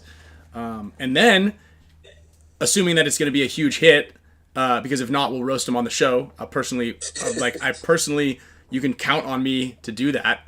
But if it goes really well, and I hope it's going to be go really well, then we can start to implement what we think will make it better for the next one. And that's where we want to be. And yes, it's going to be a major editing pain in the ass, because they've got like post-production on that sort of thing. It's a nightmare. Yeah. Going back to like when you're saying like being an exciting game, I thought there was like a point. It had to have been like around 3 or 4 where I did not expect Aftershock to push, and they did. Mm-hmm. Yeah. I don't know if it was like somewhere where like I feel like they could have had a little they pushed more on the patience. Burrito side, right? Yeah. Actually, no, they ran everywhere. Yeah. They ran everywhere. They never ran wide on the snake side. They never went to that corner. Never once? Never. Never once. They always were like, "Oh, we're gonna play through the Cobra," and I think they tried to rely on like Thomas Kim to get out after, and I just never let him. Dude, I don't know. I mean, I only shot from the back center one time, and no one ran to the snake corner. But I don't know how you wouldn't hit that guy. Like, I don't know how many people, like, because if you're in the back center, I and made it every single time except for one. I know, but like I when did you're that shooting from except the, one. if you're shooting from the back center, you shoot at that interior little temple, and then you can just take a knee, and just, it's. I think people were so focused on shooting the interior temple. You have like all the time in the world to switch your gun to the outside. You don't, because You might. It depends on what temple you were shooting. If you were trying to shoot the one like right before that wedge, then you could shoot both. You could shoot both that Aztec and the corner. But if you tried to shoot the further back Aztec and then the corner, you could not hit the corner. Yeah, dude, I don't know about that. People were trying to do that. I'm telling you, I shot that all weekend. And I like just shooting in front. I can hit the guy before he got I was out. still able to kill him. Like I don't think anyone else really shot that Aztec, the one before the corner. Not many people were able to shoot outside that. Aztec. The outside Aztec, but I killed him a few times. I think if you focus on that guy, you would hit him either going there or the corner. Yes, you could do that. Yeah.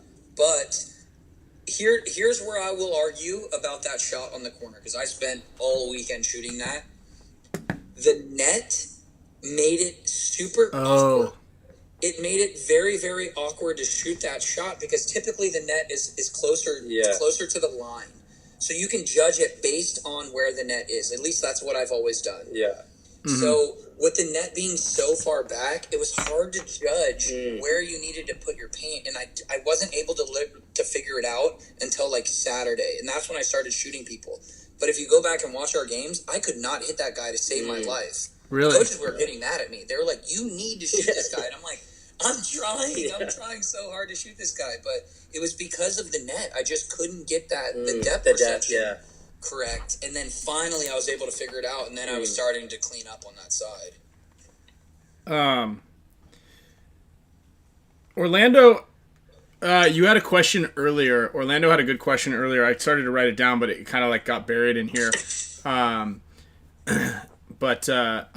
Orlando, if you have your question, I think it was like kind of the difference, something about a difference between the old Russians when you played with them and then now. Like, oh yeah, he did say like, what do you think the difference is? I remember that. Something like that. It was either that The or difference between Nima. like Russians in 2008 to 2011. Yeah. and Like, now? what's changed? Because like a handful of the guys are the same. Obviously, you have some guys that are different, but like, what? Yeah. What is it? Has anything changed from the coaching standpoint? From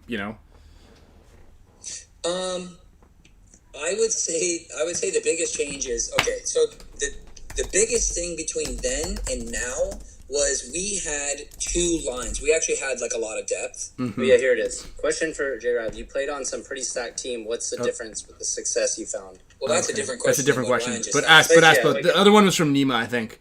Okay. Well, I'll hit both. But the difference between then and now is we had two lines. So we had an American line and we had a Russian line. And then when things would get choppy or difficult, then we would run a mixed line sometimes. So the language barrier for me wasn't as deep. And it wasn't until like 2011 that we really started running like a more mixed line. So I had to learn a little bit more Russian.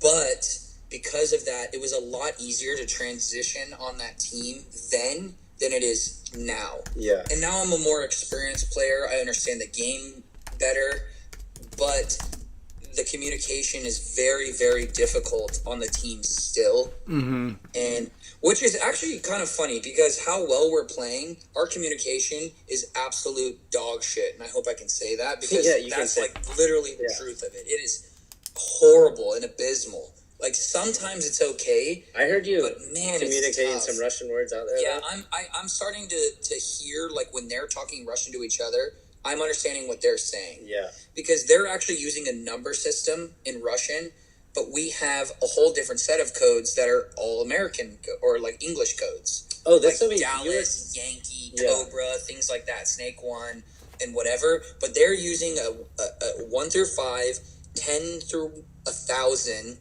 5 through 5,000, so it goes 550, 500, 5,000, and they do that, and they're saying that. So I'm starting to pick up on that, and I'm starting to understand what they're saying when they talk to each other, which is making it easier for me. Because before, I didn't know what was going on the other side. I was just hoping that me and Malloy could win our side. Yeah, which you kind of saw you guys in Vegas, because you guys would win a side and the other side would go, or like it was off. You guys were playing great, you had great breakouts, but it would kind of fall apart mid to close. Right, and so we're still struggling with that, even though we just won both events. Like for me, it's still a struggle. So I would say that's probably the biggest difference. But I also think that everybody on this team is at a higher level than it was then. At least our 5 core guys. Here's the thing, dude. If someone gets hurt on our team, we're in big trouble. Big trouble. We're in big trouble. Yeah. Like, I don't even know what we would do. Like, we would probably not make Sunday.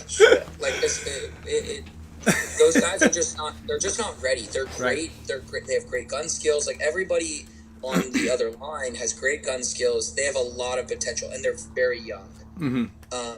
So I would say in a year or a couple of years or even 3 years, those guys will be the next face. Like, they will be great players. Yeah. They're just not even close yet. They're not close. So that's like the difference. We have zero depth. So like, even like if you saw on Sunday and you watched some of those matches where you put the Karslev was like he couldn't make it out wide at all, and any coach would be like, look, you can't make it wide. We have to try somebody else. Yeah. But in our instance, it's like, go out there and just keep running it until you make it. And when they a lot of times you put your other guys are completely as developed yet, you play with them, don't you? Who? Yes. The other line. Yes, I do. In practice, I play with them. No, at the tournament too, when you would spin. Well, J-Rob just plays every point. Yeah.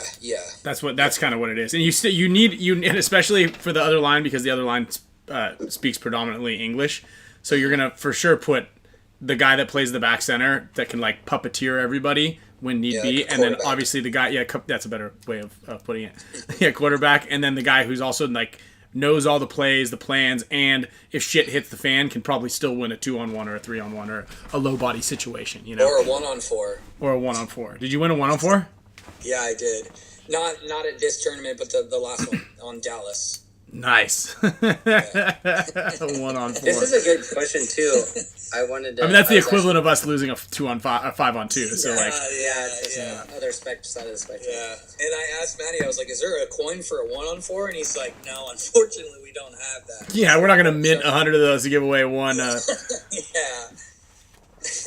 Nima said, and I was thinking of this earlier, like, is there any talks of Smotrov coming back, or do you think that would help? So, I don't. Do you guys know like the story with Smotrov at all? He just stayed a little too long. I thought that he was out for too long. He stayed a little too long.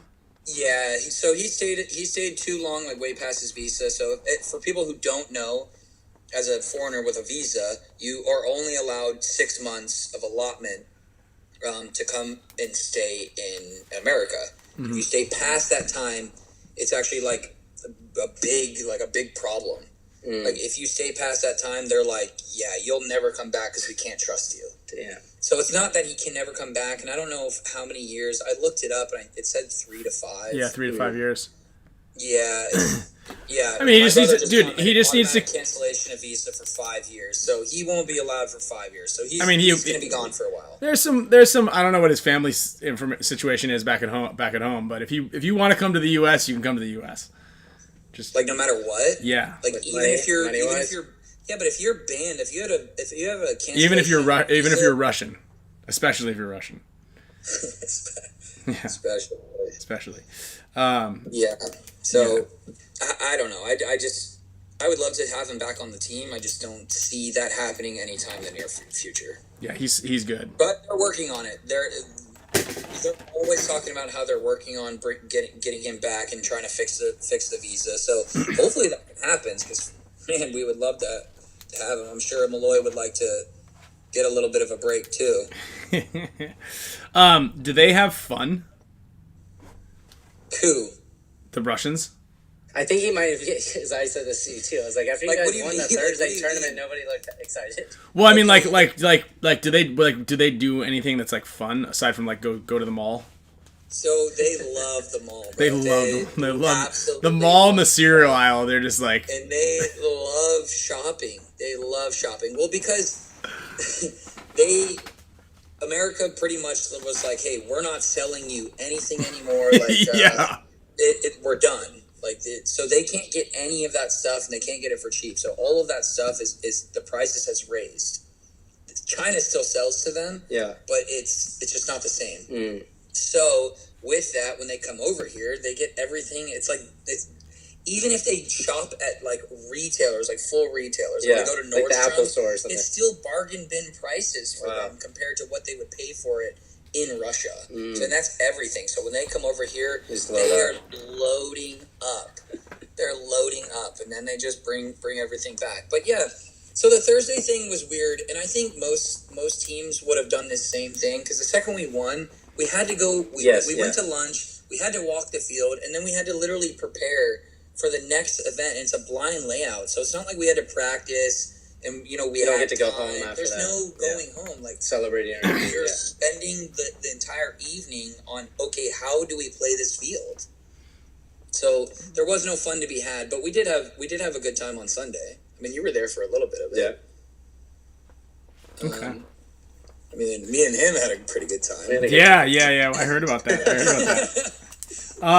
You mentioned something earlier about like you like right now you're not just because like your practice schedule and routine and like how hard you're playing and all that stuff isn't just because you're kind of like there and you have to because you're being paid to do it, but you actually care. Yeah. What changed? So, why didn't you care on diesel?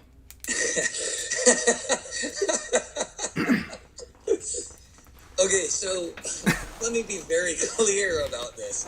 I've always cared about every season that I've ever played on. Okay. Was I working as hard? Okay, sure, probably not. But it's not that I didn't care. When I'm there, I put all of my effort in. I'm 110%. Like, there's no like backing out. Sure, I don't like traveling as much as I used to, but once I get on that plane and I get in that mindset, then there's nothing else in the world that exists. It's only paintball for me. So okay, go ahead. Then what would you have needed to have motivation to get you in? So okay, because you're clocked in for a month because you're there, like you said. Yeah. Like once you leave your house, once you get on the plane, and you're like, then you're at practice, you're in on it. So what is it that stopped, or like what is it that deterred you, or just like why can't you get focused on paintball if there's like meetings and scheduling and like kind of like is it just the back and forth? You're just kind of like, I'd rather just be there. Okay, so last year was the injury really fucked with me in terms of like, because I was like, okay, man, I got hurt. I can't play. I can't train. Like I wasn't able to work out, go to the gym. Like no matter what it was, I couldn't do anything. Like you can ask my brother. Like I literally did nothing when I was hurt because I couldn't. Like my leg just would not allow it. Right. Because of that, I lost a lot of that mental, okay, I'm going to keep fighting. You know what I mean? Like that injury was like really hurt my mental last year. And then we weren't getting the results that we were getting. So it was a combo of a lot of different things being on that team. It was, expectations, pressure of like, not doing that. And then being told that if you don't play through this injury, then you're not even invited. So like things like that, like those things mess with you. They mess with your head, whether you don't want them to or not, or you try as hard as you can to block them out. It just wore me down, and so I didn't have as great results as an individual last year as I would have liked because of a lot of different factors. It wasn't that I wasn't trying hard. It was a lot of different things. The injury and everything else like didn't help. But all the other years, I mean, I felt like I played well. I mean, even in 2022, we won 2 events. Not enough, dude. Yeah, like I'm not winning 5, but winning 2 is still pretty good.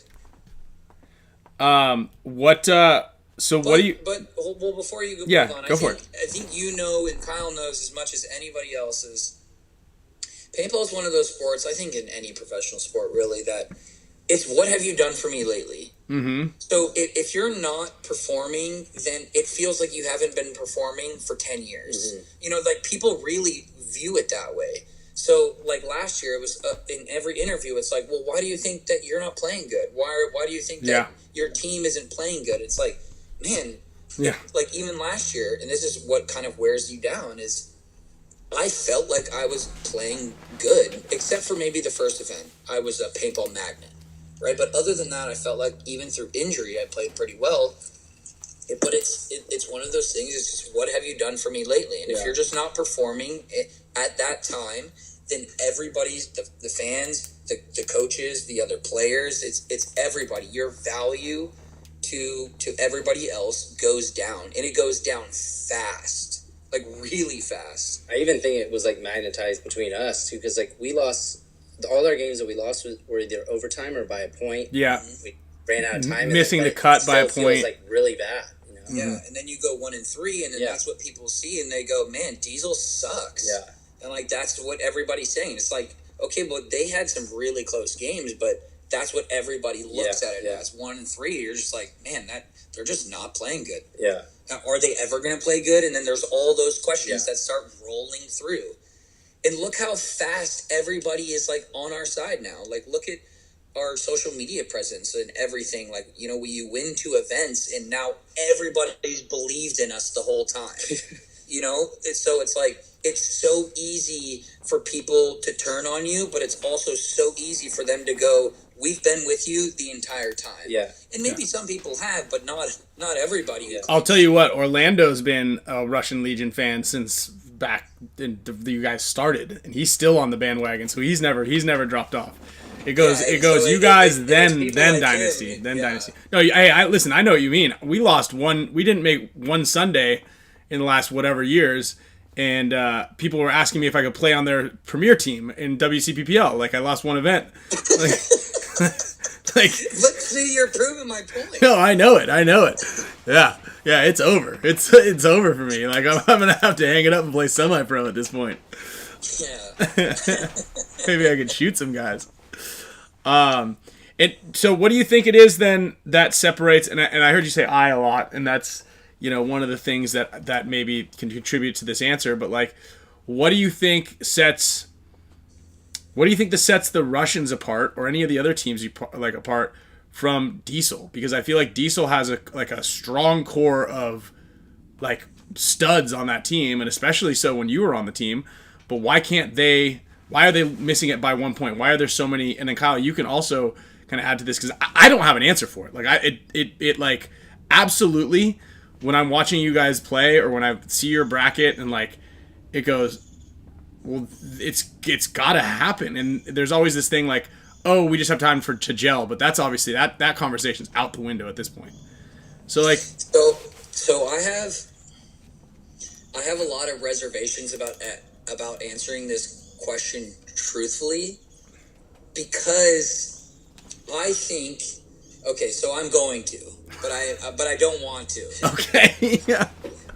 With all due respect. I think that AC Diesel and a lot of other teams in the league are trying to play a style of game that is from 5 years ago. And I think that they still believe that style is one that can win you tournaments. Mm-hmm. And I don't think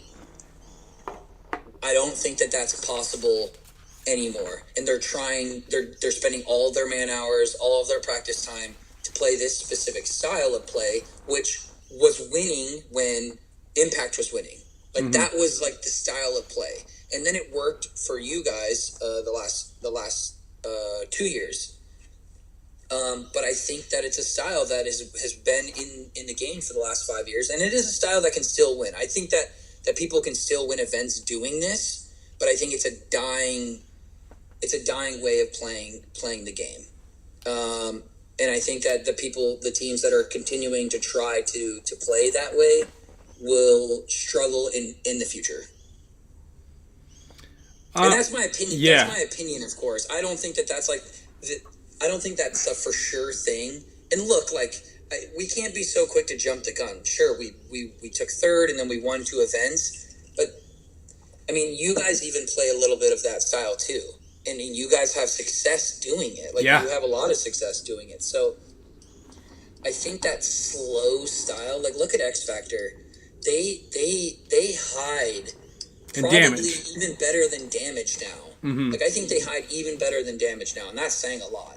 But I think that style of game is a dying breed. Well, I mean, that's definitely why we lost to Aftershock. Like, you know, it was the lack of pressure, the lack of momentum and movement, the lack of, like, in their face type of thing. You know, too many zones, and obviously we possess that style of winning, which is like, and you guys are the exact opposite, which is crazy because you'll die on your swords.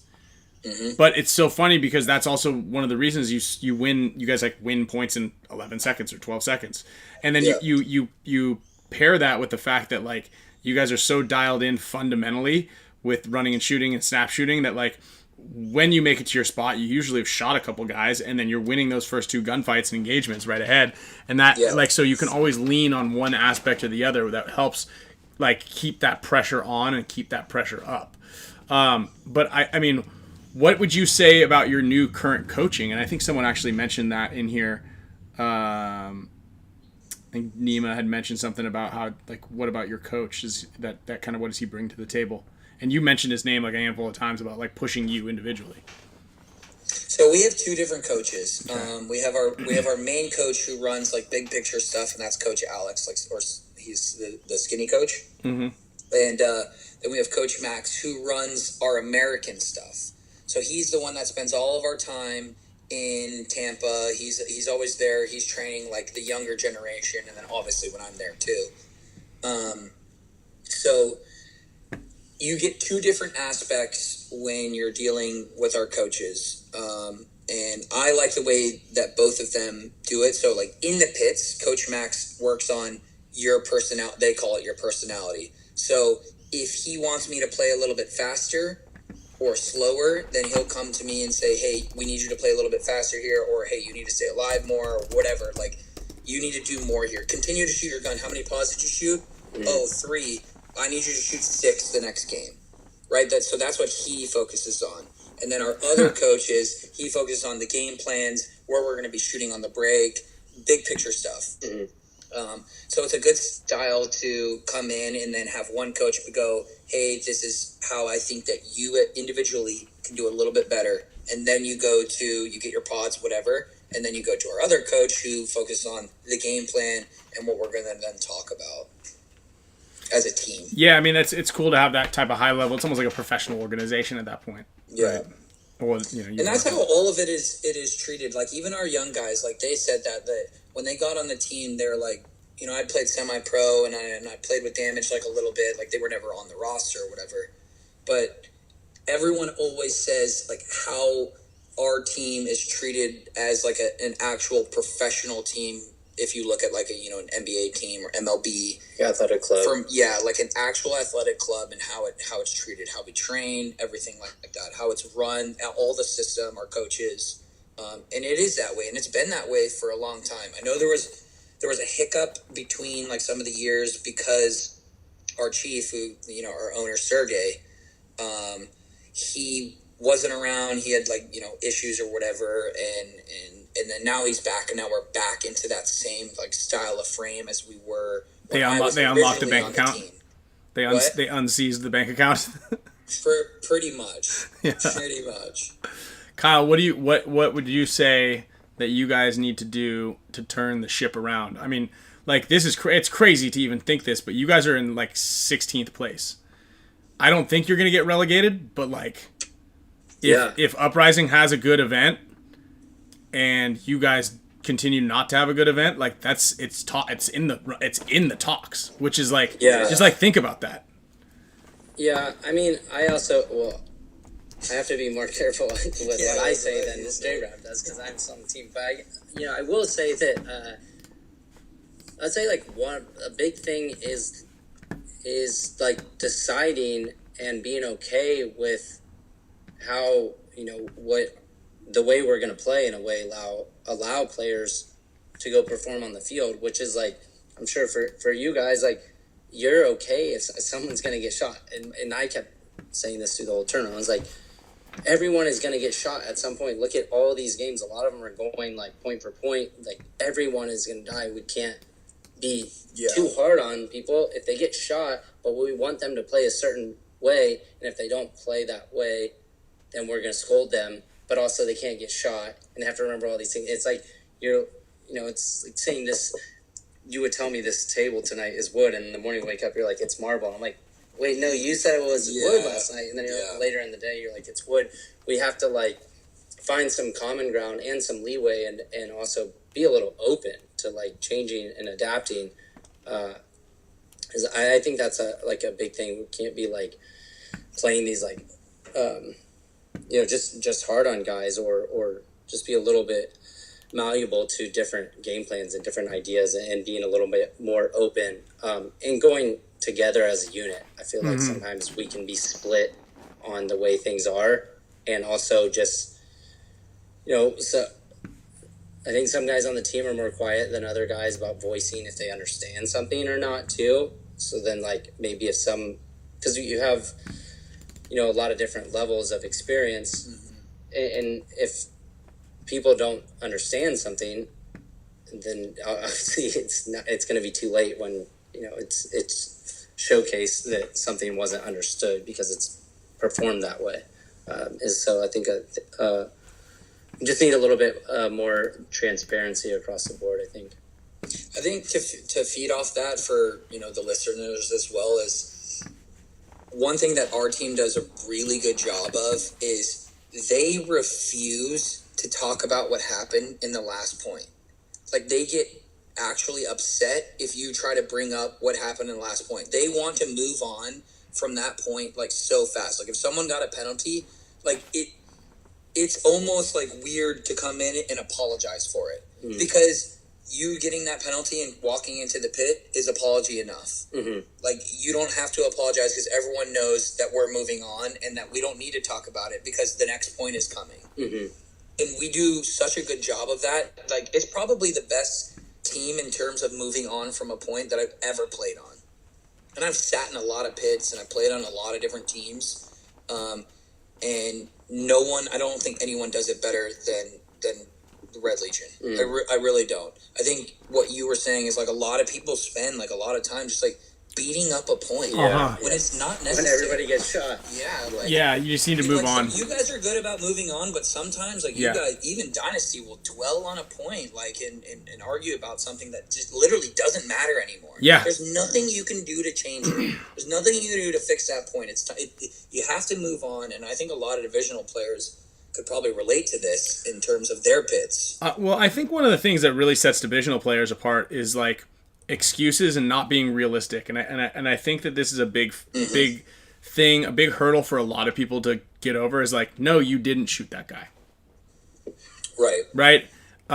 Like, you didn't lose because of this or that. There's a lot of excuses in the divisional side. And so that's one of the things. And a lot of people they're not realistic with themselves. Like, they're not real with like their abilities, and they constantly overstate themselves where they're living in this kind of fantasy realm a lot of times. Well, this is like, and I'll share this too. This was something I brought up too. Like, it's no secret, and I'm sure you saw it too, and you saw it, like Marcelo even gave a nice compliment to us. Like, he's like, man, Clint's playing great. And he was like, from the last event, getting those prelim moves, and then this event, he was like, and I suggested to me, I was like, why don't we like procure this? Like, let Clint do this. Not saying we have to do it every time, but like, if Clint is having success and he's found this little pocket of ways to see the field, like, let's be okay with sometimes he's going to die and sometimes he's going to go win us points. And then in those times where we're like, all right, let's let Clint off the leash, we play around him, and those other four guys, maybe play a little more passive and give him a little bit of time. But then, maybe there's some times where he gets shot and then, like, I kind of yelled at. And I'm like, well, you can't tell him to play like that. And then also get on his ass, which we talked about. But those are some things where it's like, I feel like you can't. Like, especially the way Malloy was playing the Dallas layout, going down the snake like that. Like, you have to expect that at some point somebody's going to come out on the tape while he's crawling and shoot him. Yeah. But a lot of those other times he wins because he gets to the other team's snake. Yeah. It just comes with the territory. I think a lot of teams like dwell on that like 10%. Mm-hmm. Like getting shot or on the break or maybe catching a penalty or like you said, crawling down when 90% of the time it's working for you and you're getting a lot of kills, but that 10%, because that 10% is usually that one point that changes your Sunday, or changes you making Sunday. So a lot of people will dwell on that, but I think the more points you play, the less variability that there is. Yeah, I mean, even for us, like to go back to we lost. Every one of those games that we lost was by 1 point, and we had questionable penalties every game. And I know for 2 of those games, they came back and said, "Sorry, we really screwed that up." So I'm like, we're sitting here in meetings, like really harping on each other, and like, I'm like, guys, we played like shit. We got some bad penalties, and we only lost by a point. It's painful. Like, it could have went either way. Yeah. Like, let's not dig ourselves in too deep here, and like, it's not. But it's like a snowball effect too. Because people are like, why aren't you guys doing better? Like, what's the problem? It goes one after the other, like negative stack, Yeah. Oh, your brother is Brabakov. Yeah. Okay. No, you mentioned it. He said something, and then I was like, I saw that in there, and I was like, huh. Okay. I saw his thing in there. I thought last time I was here last year, she warmed up, and then she really liked me. When he first got here, she was like, "Who the hell is this guy?" She ran from him. Oh, so here I've got this clip queued up for the Hosky penalty, and I actually, when I was watching it, like I was like, oh, that shouldn't be a penalty, but I think it was one of those things that when he went in there, he was like, I wonder if they saw me get hit. Or if I just lay here, like he wasn't like, "Hey, check me." And I think that's probably why he got the penalty. So he goes in. There's the shot there. I mean, it's always questionable with Matt Jackson. I mean, he got hit and then and they had to go dig this. Yeah, so like, okay, so here he is. He bunkers Tyler. Who's new tech? Oh, that's the system that they use. And so he dove in here, and he's just kind of like, yeah. Okay, so I think the problem here is he didn't ask the ref for a check. He kept trying to crawl. Well, it's not that he kept trying to crawl. Check me. But then they gave BJ a penalty no matter what, and he walked right out. Yeah. I wonder when that was, because if BJ's was after that, I could see. This was on their final match against Houston Heat. This wasn't. No, sorry. This is their final match of prelims, I believe. Yeah. So no, that would have been after. Yeah, and then there was another one that was similar to that. The one with the other one. If we can get the other one of Clint, that was just a bad case of missed identity. Yeah. They just. And what's funny, I forgot who it was. I think it was Abel who bunkered him on Revo.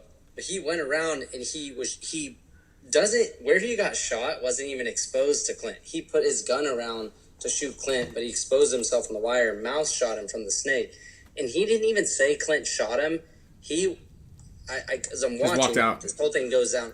He's like, because you guys didn't pull him out fast enough, or he didn't get out fast enough, Mouse just shot me down the tape. That's what he was arguing. That was the argument? He wasn't arguing. He wasn't like, Clint just shot me. And that worked?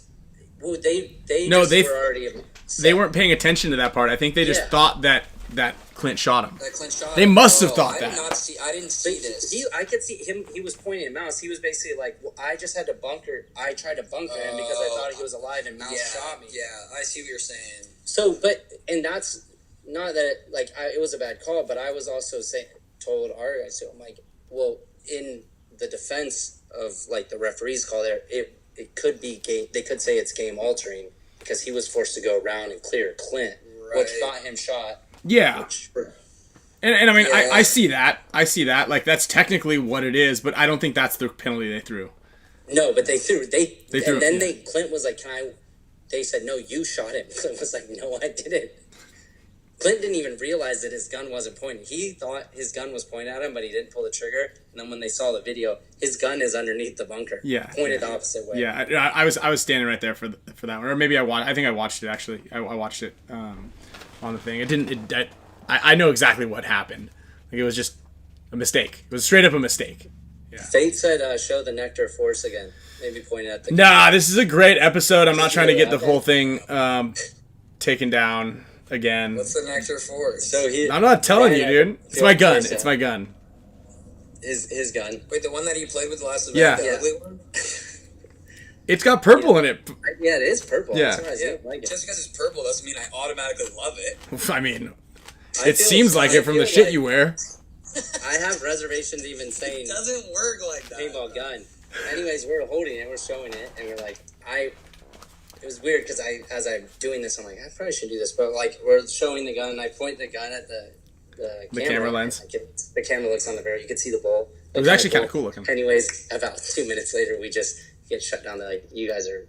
Yeah, we breaking violated. They banned you? Yeah, they 72 banned hours. us. They took us off for 72 hours. No more interaction on. We It couldn't wasn't post just anything. us, it told everyone else, like everyone that was watching, like, these guys are doing something. These guys, Really? yeah. These guys violated community guidelines. It was a What big the thing, heck? and I was like in a fight with the AI bot that was replying back to me. This Yeah, 'cause is YouTube a never-ending has thing. AI that, like, sees it, everything. Oh, It's so it wasn't watching even it like with- a person that was watching, it was just AI watching. They're like, oh, gun, out of here. Yeah. Wow. I understand, I guess, those safeguards. You probably don't want someone on a big live stream doing something violent. Well, I mean, yeah, that they could, and that's happened before. Imagine I'm like, oh, hey, I'm gonna go ahead and clean. I'm gonna show you guys how to clean the barrel. And Yeah. Well, Ryan's answering questions, and I don't even get a chance to defend myself here. and they vibrate. No, the answer to your question is I don't wear underwear. Mm-hmm. Never. There you go, free balling. There it is. What about on the field? No, I only wear my sliders. I don't wear underwear underneath. Okay, those are pretty much it. This guy said he strikes me more as a purple G-string kind of guy. Yeah, that's what it is. That's what you were saying earlier. The panties. That's so rude.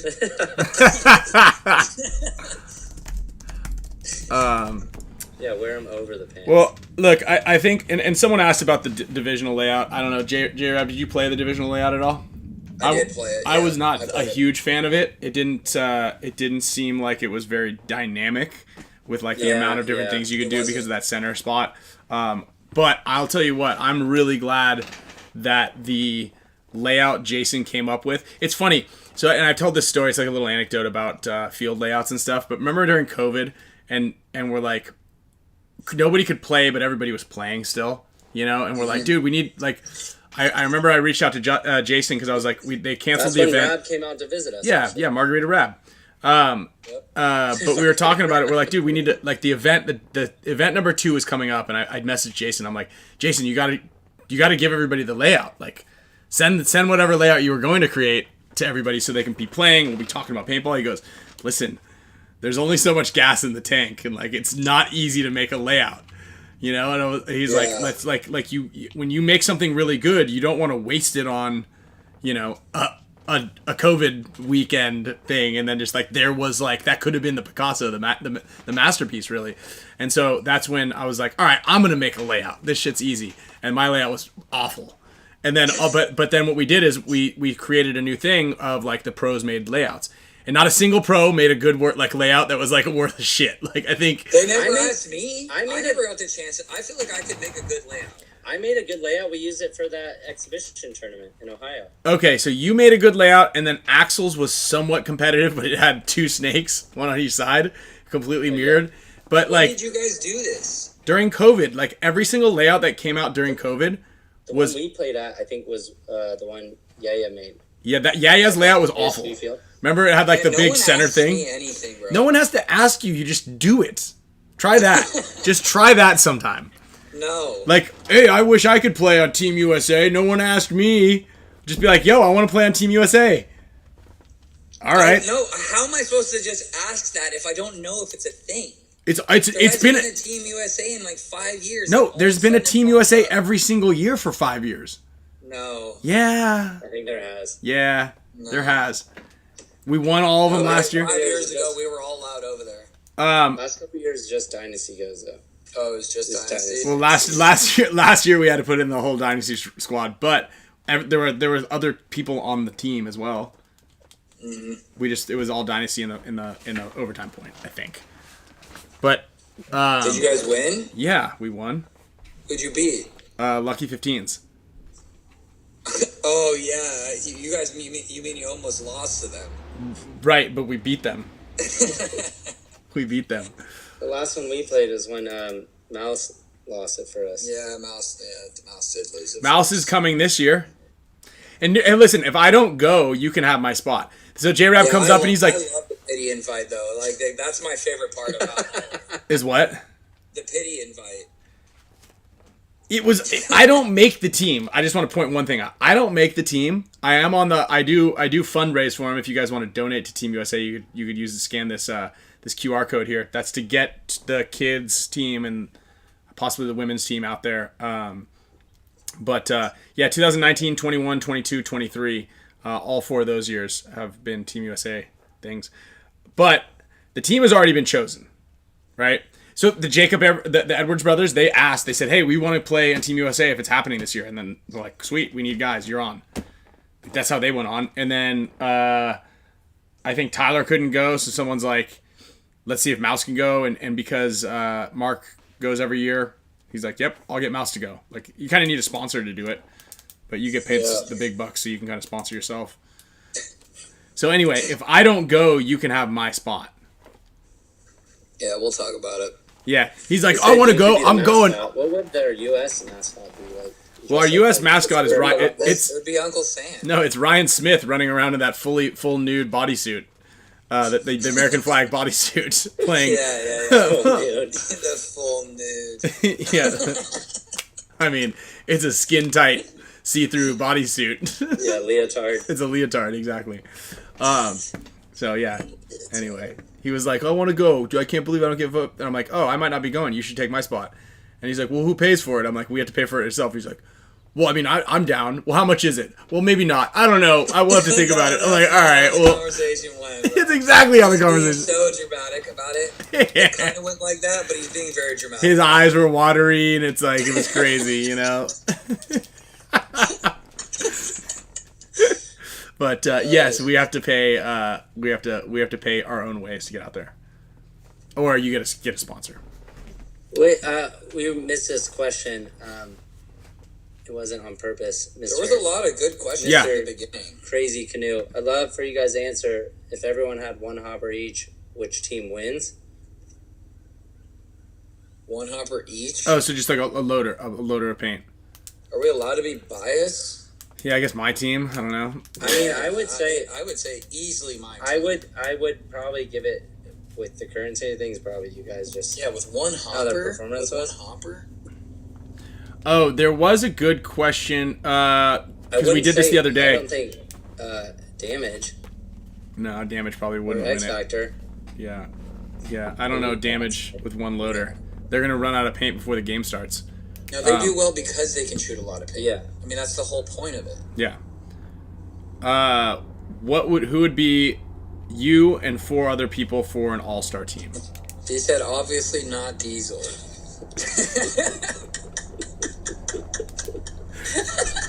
Just lay it on thick.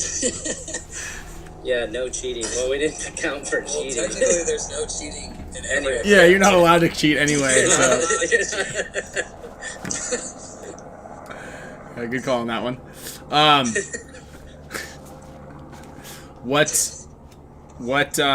Who would be on your all-star team? What other 4 American, like if it was like a USA, it's overtime point. Oh, only American? Team USA, yeah. So that way I can kind of like, you won't get in trouble from your team. Okay. Just because I know that Malloy's watching and Sergey's watching. Let's see. But the owner Sergey is probably watching too. I would say I would have to be on that team. Yeah, But that's why I said you plus four other people. Okay. But that's actually pretty You- funny because you're like, well, definitely me. Let's see, that's one. Let's see. I mean, can I take me from 2008 and 2021 also? All right, so Mouse would be my one. I would say the one on the Dorito side right now, right this second, I would probably put LJ Oh, as the one on that side. okay. You would have to be in there. I mean, Nah. you're not that good in the middle though. But you would be our middle guy. Yeah, I agree with you. I'm not very good in the middle, but the only reason I have those golden barrels is from playing in the middle. Really? Is that from when you were playing in the middle? Yeah. Okay, And then I got another one you from the would be our snake. middle guy. And then, man, who's playing a good two on the Dorito side? I feel like that's like the one role like no one really is standing out in right now. Brandon Cornell, Dalton, and let's see. I mean, LJ had a pretty good event. I don't know. Let's see. But LJ played the one. Oh, And I who's the already number said two? As a number two. Like who's like really standing out as a number two on the Dorito side right now? Like there's no one that like pops like instantly pops into your mind. That's Marcelo like would maybe this get guy. good.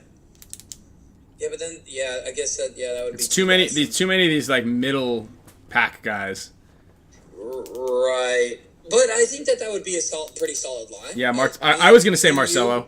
Like when you get Marcelo in that like outside of the back center.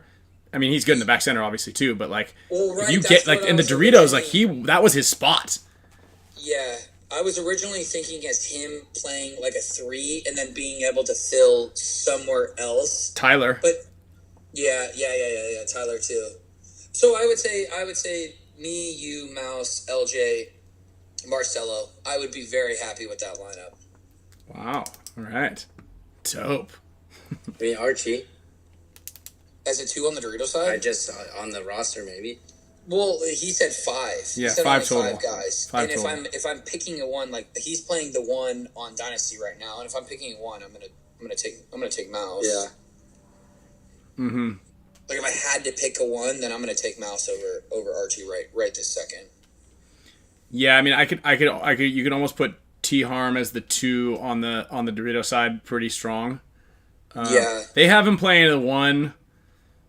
Just I was trying. maybe because because Connor wasn't there. I was trying to have one person from every team. I didn't want to pick two people from the same team. I see. So it's like having you and Marcelo on there. I was like, dude, there's got to be somebody else, and I just couldn't think of somebody that just instantly stood out. But yeah, Tyler would make sense. Yeah. Yeah, there's TJ Danner played the two on the Dorito side, has been solid, but it's just he's alive, he's there. Yeah, he's always there. Yeah, And he closes he's games. He was the reason they tied it up against us. Yeah. Well, I think we were the reason that they tied it up against them. TJ would be a solid for that in that spot as well. Mm-hmm. I would almost say A-Rod too, but I think the reason where A-Rod really like flourishes too in areas in with team situations where he can be the guy, like if he, I think, and it's no secret like on other teams where there's a lot of thieves, or you have to split and you have to come to agreements. It doesn't always like. There's friction, but that's why he does well on that team. No, that's what I'm saying. Because he can be the leader. Like, and if he can't be in that role, I just feel like he doesn't do as well as he should. Yeah. Do you feel like you complain? This will be the last question, then we'll let you guys get back to your White Claws. Do you feel like you complain a lot to the refs? Do I personally feel like I complain a lot? No, I don't. Okay, I don't think you do either. There's just that question. I don't know if you see that question that just popped in there. I mean, you did get. I don't think you do either. You did get it that helped you get the win, but it wasn't incorrect. With Billy, yeah, it wasn't incorrect. But okay, first off, I would like to explain that point.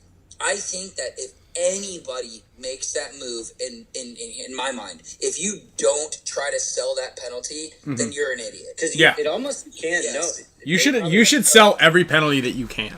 That you can. Yeah. Obviously, if it's close enough and you can try to sell a penalty, you should try to sell it. Like, that's a part of the game, right? So, like, and especially in that point where I bunkered Billy and I got the major on him, and it was an automatic swing point. We won the game. If you don't argue that, then you're just a bad player.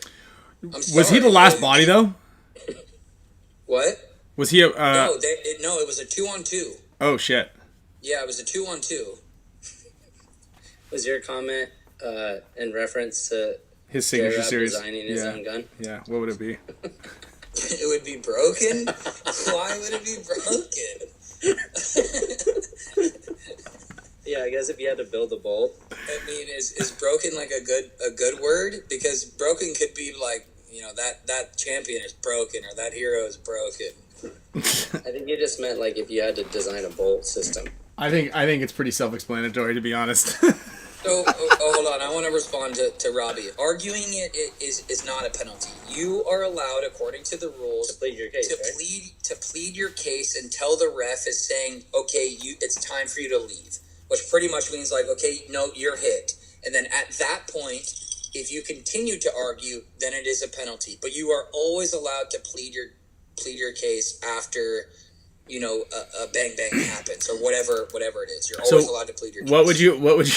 What would you have done if they now in not even in slow-mo, but like frame by frame, it would have showed you shooting him obviously like several frames prior, but even in just like the non-slow-mo, his gun was kind of coming across, but the fact that he pulled the trigger, and here's like the funny thing about like the easiest way to look at it is if you bunker a guy and then you get shot in your back, that motherfucker spun. Like he spun on you. Like it's straight up like you bunkered him and you jumped over and he shot you in your back. In my back. Yeah. So like and here's the thing, because a lot of people on Instagram and on other social medias were like saying, "Oh no, that definitely was a penalty. It was a bad call, or whatever." Easily. But when the actual person that gets the penalty says to you, "Good move," after, then you know that it was part of the game. Yeah, and that's the way it should. That was a deserved major. It was like. It would have been bang bang if he shot you in the shoulder or the arm or like the face, but this was the problem was it was this when he brought his gun down at his hip and shot one shot, and it was like it maybe and even in real time it was like like that, like it kind of was the same, like almost looked like the same time, but because of where you were hit shows immediately that it was a major. Yeah. And the rule is basically like if a dead player eliminates you, eliminates a player, that's the major right there. Yeah, and then there's already this guy here, Gabriel Quinteras. Terrible call on Billy. You got that gifted. Yeah, no. You got everyone here saying that it was a good call. Yeah, yeah. Sorry, Gabe. That was a good call in that moment, and he knew. Yeah, he knew, because he even said it to me after the game. He was like, "Man, why did you even make that move? Like that was a bold move and a 2-on-2 after he shot 3 of my guys for me to run the highway on him."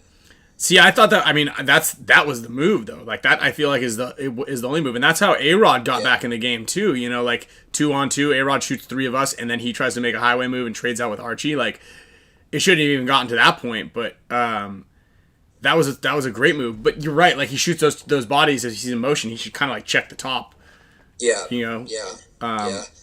But and that's what I was worried about. I was like, if he checks this top, we lose the game. Like it's over. But it just happened to just go. Sometimes, like I said, sometimes it just always goes your way, and that day it did. Yeah. And that's it, right? You had a lot of things going for yourself, like the fact that you were just playing extremely well. You guys came off of a win. You guys are hot, and they're. You're unscrewing your barrel. You guys, you guys didn't have O-rings on your barrels. You didn't have O-rings on your barrels, so you know, the velocities was perfectly dialed in. No, but you said it earlier, like sometimes like you're just on, and when you have a couple of guys, because like not all of your guys were on, Right. but you and Malloy were absolutely firing on all cylinders. You know, and that's the difference maker right there. Is if you've got a couple of guys that are playing that much more elevated, and then you're making the right moves, and like the calls are going the way that they should go. Not even like, oh yes, like he shouldn't have got that penalty, but he did. You know, it was like that was everything was going the right direction. And sometimes you could be playing at those levels, and there's missed calls, or there's a penalty that doesn't go your way, but like. And I think that Maddie prefaces it a lot, but like the league is at its absolute pinnacle. Like everybody's playing incredibly well. Everybody's taking it far more seriously than they have been over the past decade or two. And it shows, you know, like the guys that don't take it as seriously, the guys that are out like not honing in, focusing as much of their effort as they possibly could, and treating it like a true, legitimate professional sport. I mean, you guys have multiple coaches doing multiple different aspects of the game that are like making sure that you guys are in peak performance and playing at your best. And I think that that's the edge that, you know, teams need at this point in time. And that's, I agree. And it's great. And it's also great to pair that with you know, how dynamic the layouts are, you know, with what Jason's doing, and how Tom was able to get ESPN. Like, this is a perfect time for, like, that big break to happen, and for, like, us to push through, hopefully, into that next era of paintball, and hopefully it kind of continues to be more exciting, and we don't have 1-0 games. I think we all hope for that. I mean, that's been the dream since I was a kid, you know, to be up there and be able to hand. Now it's more of like, okay, I hope that, you know, for the next generation we can hand off the torch to them where it's even better than when we played, you know, and like that's always been the goal, to make sure that that the sport is better than when you came into it. Mm-hmm. Totally.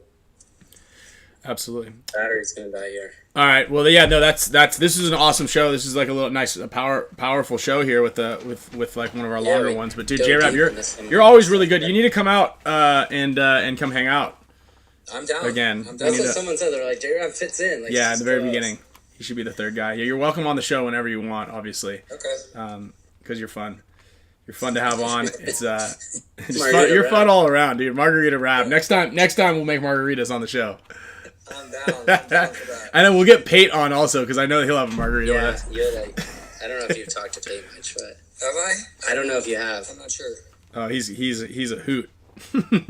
He's a hoot for sure. Does he live near you?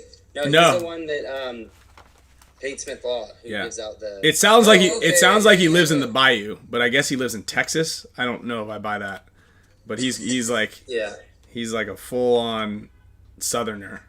Yeah. But no, he's good. He knows a lot about paintball, and he watches all the games.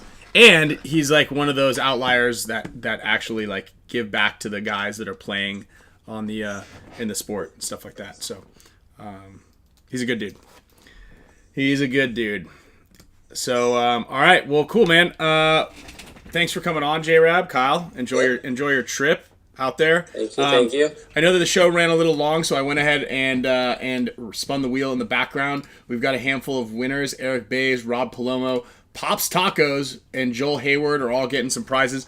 I'm gonna give one of you guys this brand new H2K tank rig. I'm gonna need you guys to take a video of you degassing one of your tanks and see if it floats. I'm fairly certain it does. I would bet against that. I would too. Okay, what do you guys want to bet? Betting? What do you guys want to bet? Bank accounts?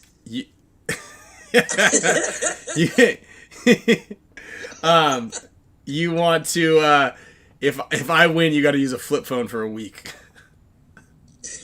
Shit, I was thinking about already switching. I know. Actually, when I said that, I'm like, that's a good one for him. We'll think of something. No, you have to sleep in your sneakers. I mean, it's not going to shoot up to the stratosphere. I like the bank account bet.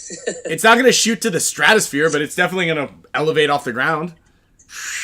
It's going to go like this. You said it was. You said it was gonna float. Yeah, if you balance it perfectly, it's gonna float. All right, so We'll have to you're test willing that to. You're All right, willing to pay Arvin. a bank account? Arvin, you got it, but you can't like half it. You gotta crank it on, and then when it's blasting, you just go like this. It's gonna go, it's gonna fly off to the side, and then it's gonna blast on the ground. I'll do You it, could man. just put a finger on top of it too to make it stay straight. If it does That's actually cheating, work like though. this. That's No, because then it's No. gonna once. I don't know if you know anything about how the aerodynamics of rockets and stuff work, but once it tilts one way, Aerodynamics of tanks. it's gonna once it tilts a little bit, it's just gonna fall, and then the more it's gonna go like this. So you putting your finger on the top of it's not gonna do it. But if you kind of like if you make like a little like cone Oh, okay. and then had it like so it could just kind of bounce around in there, then it'll stay up. All right. About to come for that. I'm about J-Rab Rich. I'll trade you salaries on the team. The teams. You get my dynasty pay and I get your Russians pay. And then also on it's for science, yeah, exactly. And then also we got winners John Keller, Nick Kerrigan, and one more is gonna be Remo Montalbano. Remo, you're a winner, my man. As a reminder, if you guys are members of the show, make sure you DM us your addresses so that when you do win, like this person who won a Tiger Wear long sleeve last week, who got this one? Jenny something, Lene. I don't have your address, so I can't give you this. And yeah, I think that's it, guys. I'm also giving away this HORMESIS headband to one of the mega members. So I'm gonna grab a bunch of prizes. You guys are gonna get some stuff, and we really appreciate your support. Make sure you guys donate to Team USA. And then also, What do you get for being a mega member? what do you get for being a mega member? Bigger You get to gifts, be on yeah. you get bigger gifts. Also, mega members, if you are interested in copying one of these headbands, there's a special discount code for you guys right now. And we're gonna be sending these things out, selling these things out all week. So there's a limited number. I think there's only 2 of these left. So if you're a mega member, make sure you guys have that promo code. It's on the community section on YouTube. So if you want to get one, get it while it's here. Otherwise, they're going to be sold out. And if you can't figure that part out, just shoot us a message and I'll give you the promo code. I think that's it, right, guys? We think Yeah, That's it. I got 2% left on 2%, perfect timing. All right, everybody. Let's see. What button do I push now? I forgot. Dude, and look at this. The show went perfectly. See you tomorrow. What are we doing tomorrow? Same thing we always try to do. Take over the world. Nice sign off. Later. Dude, good work. All right, later, guys. All right.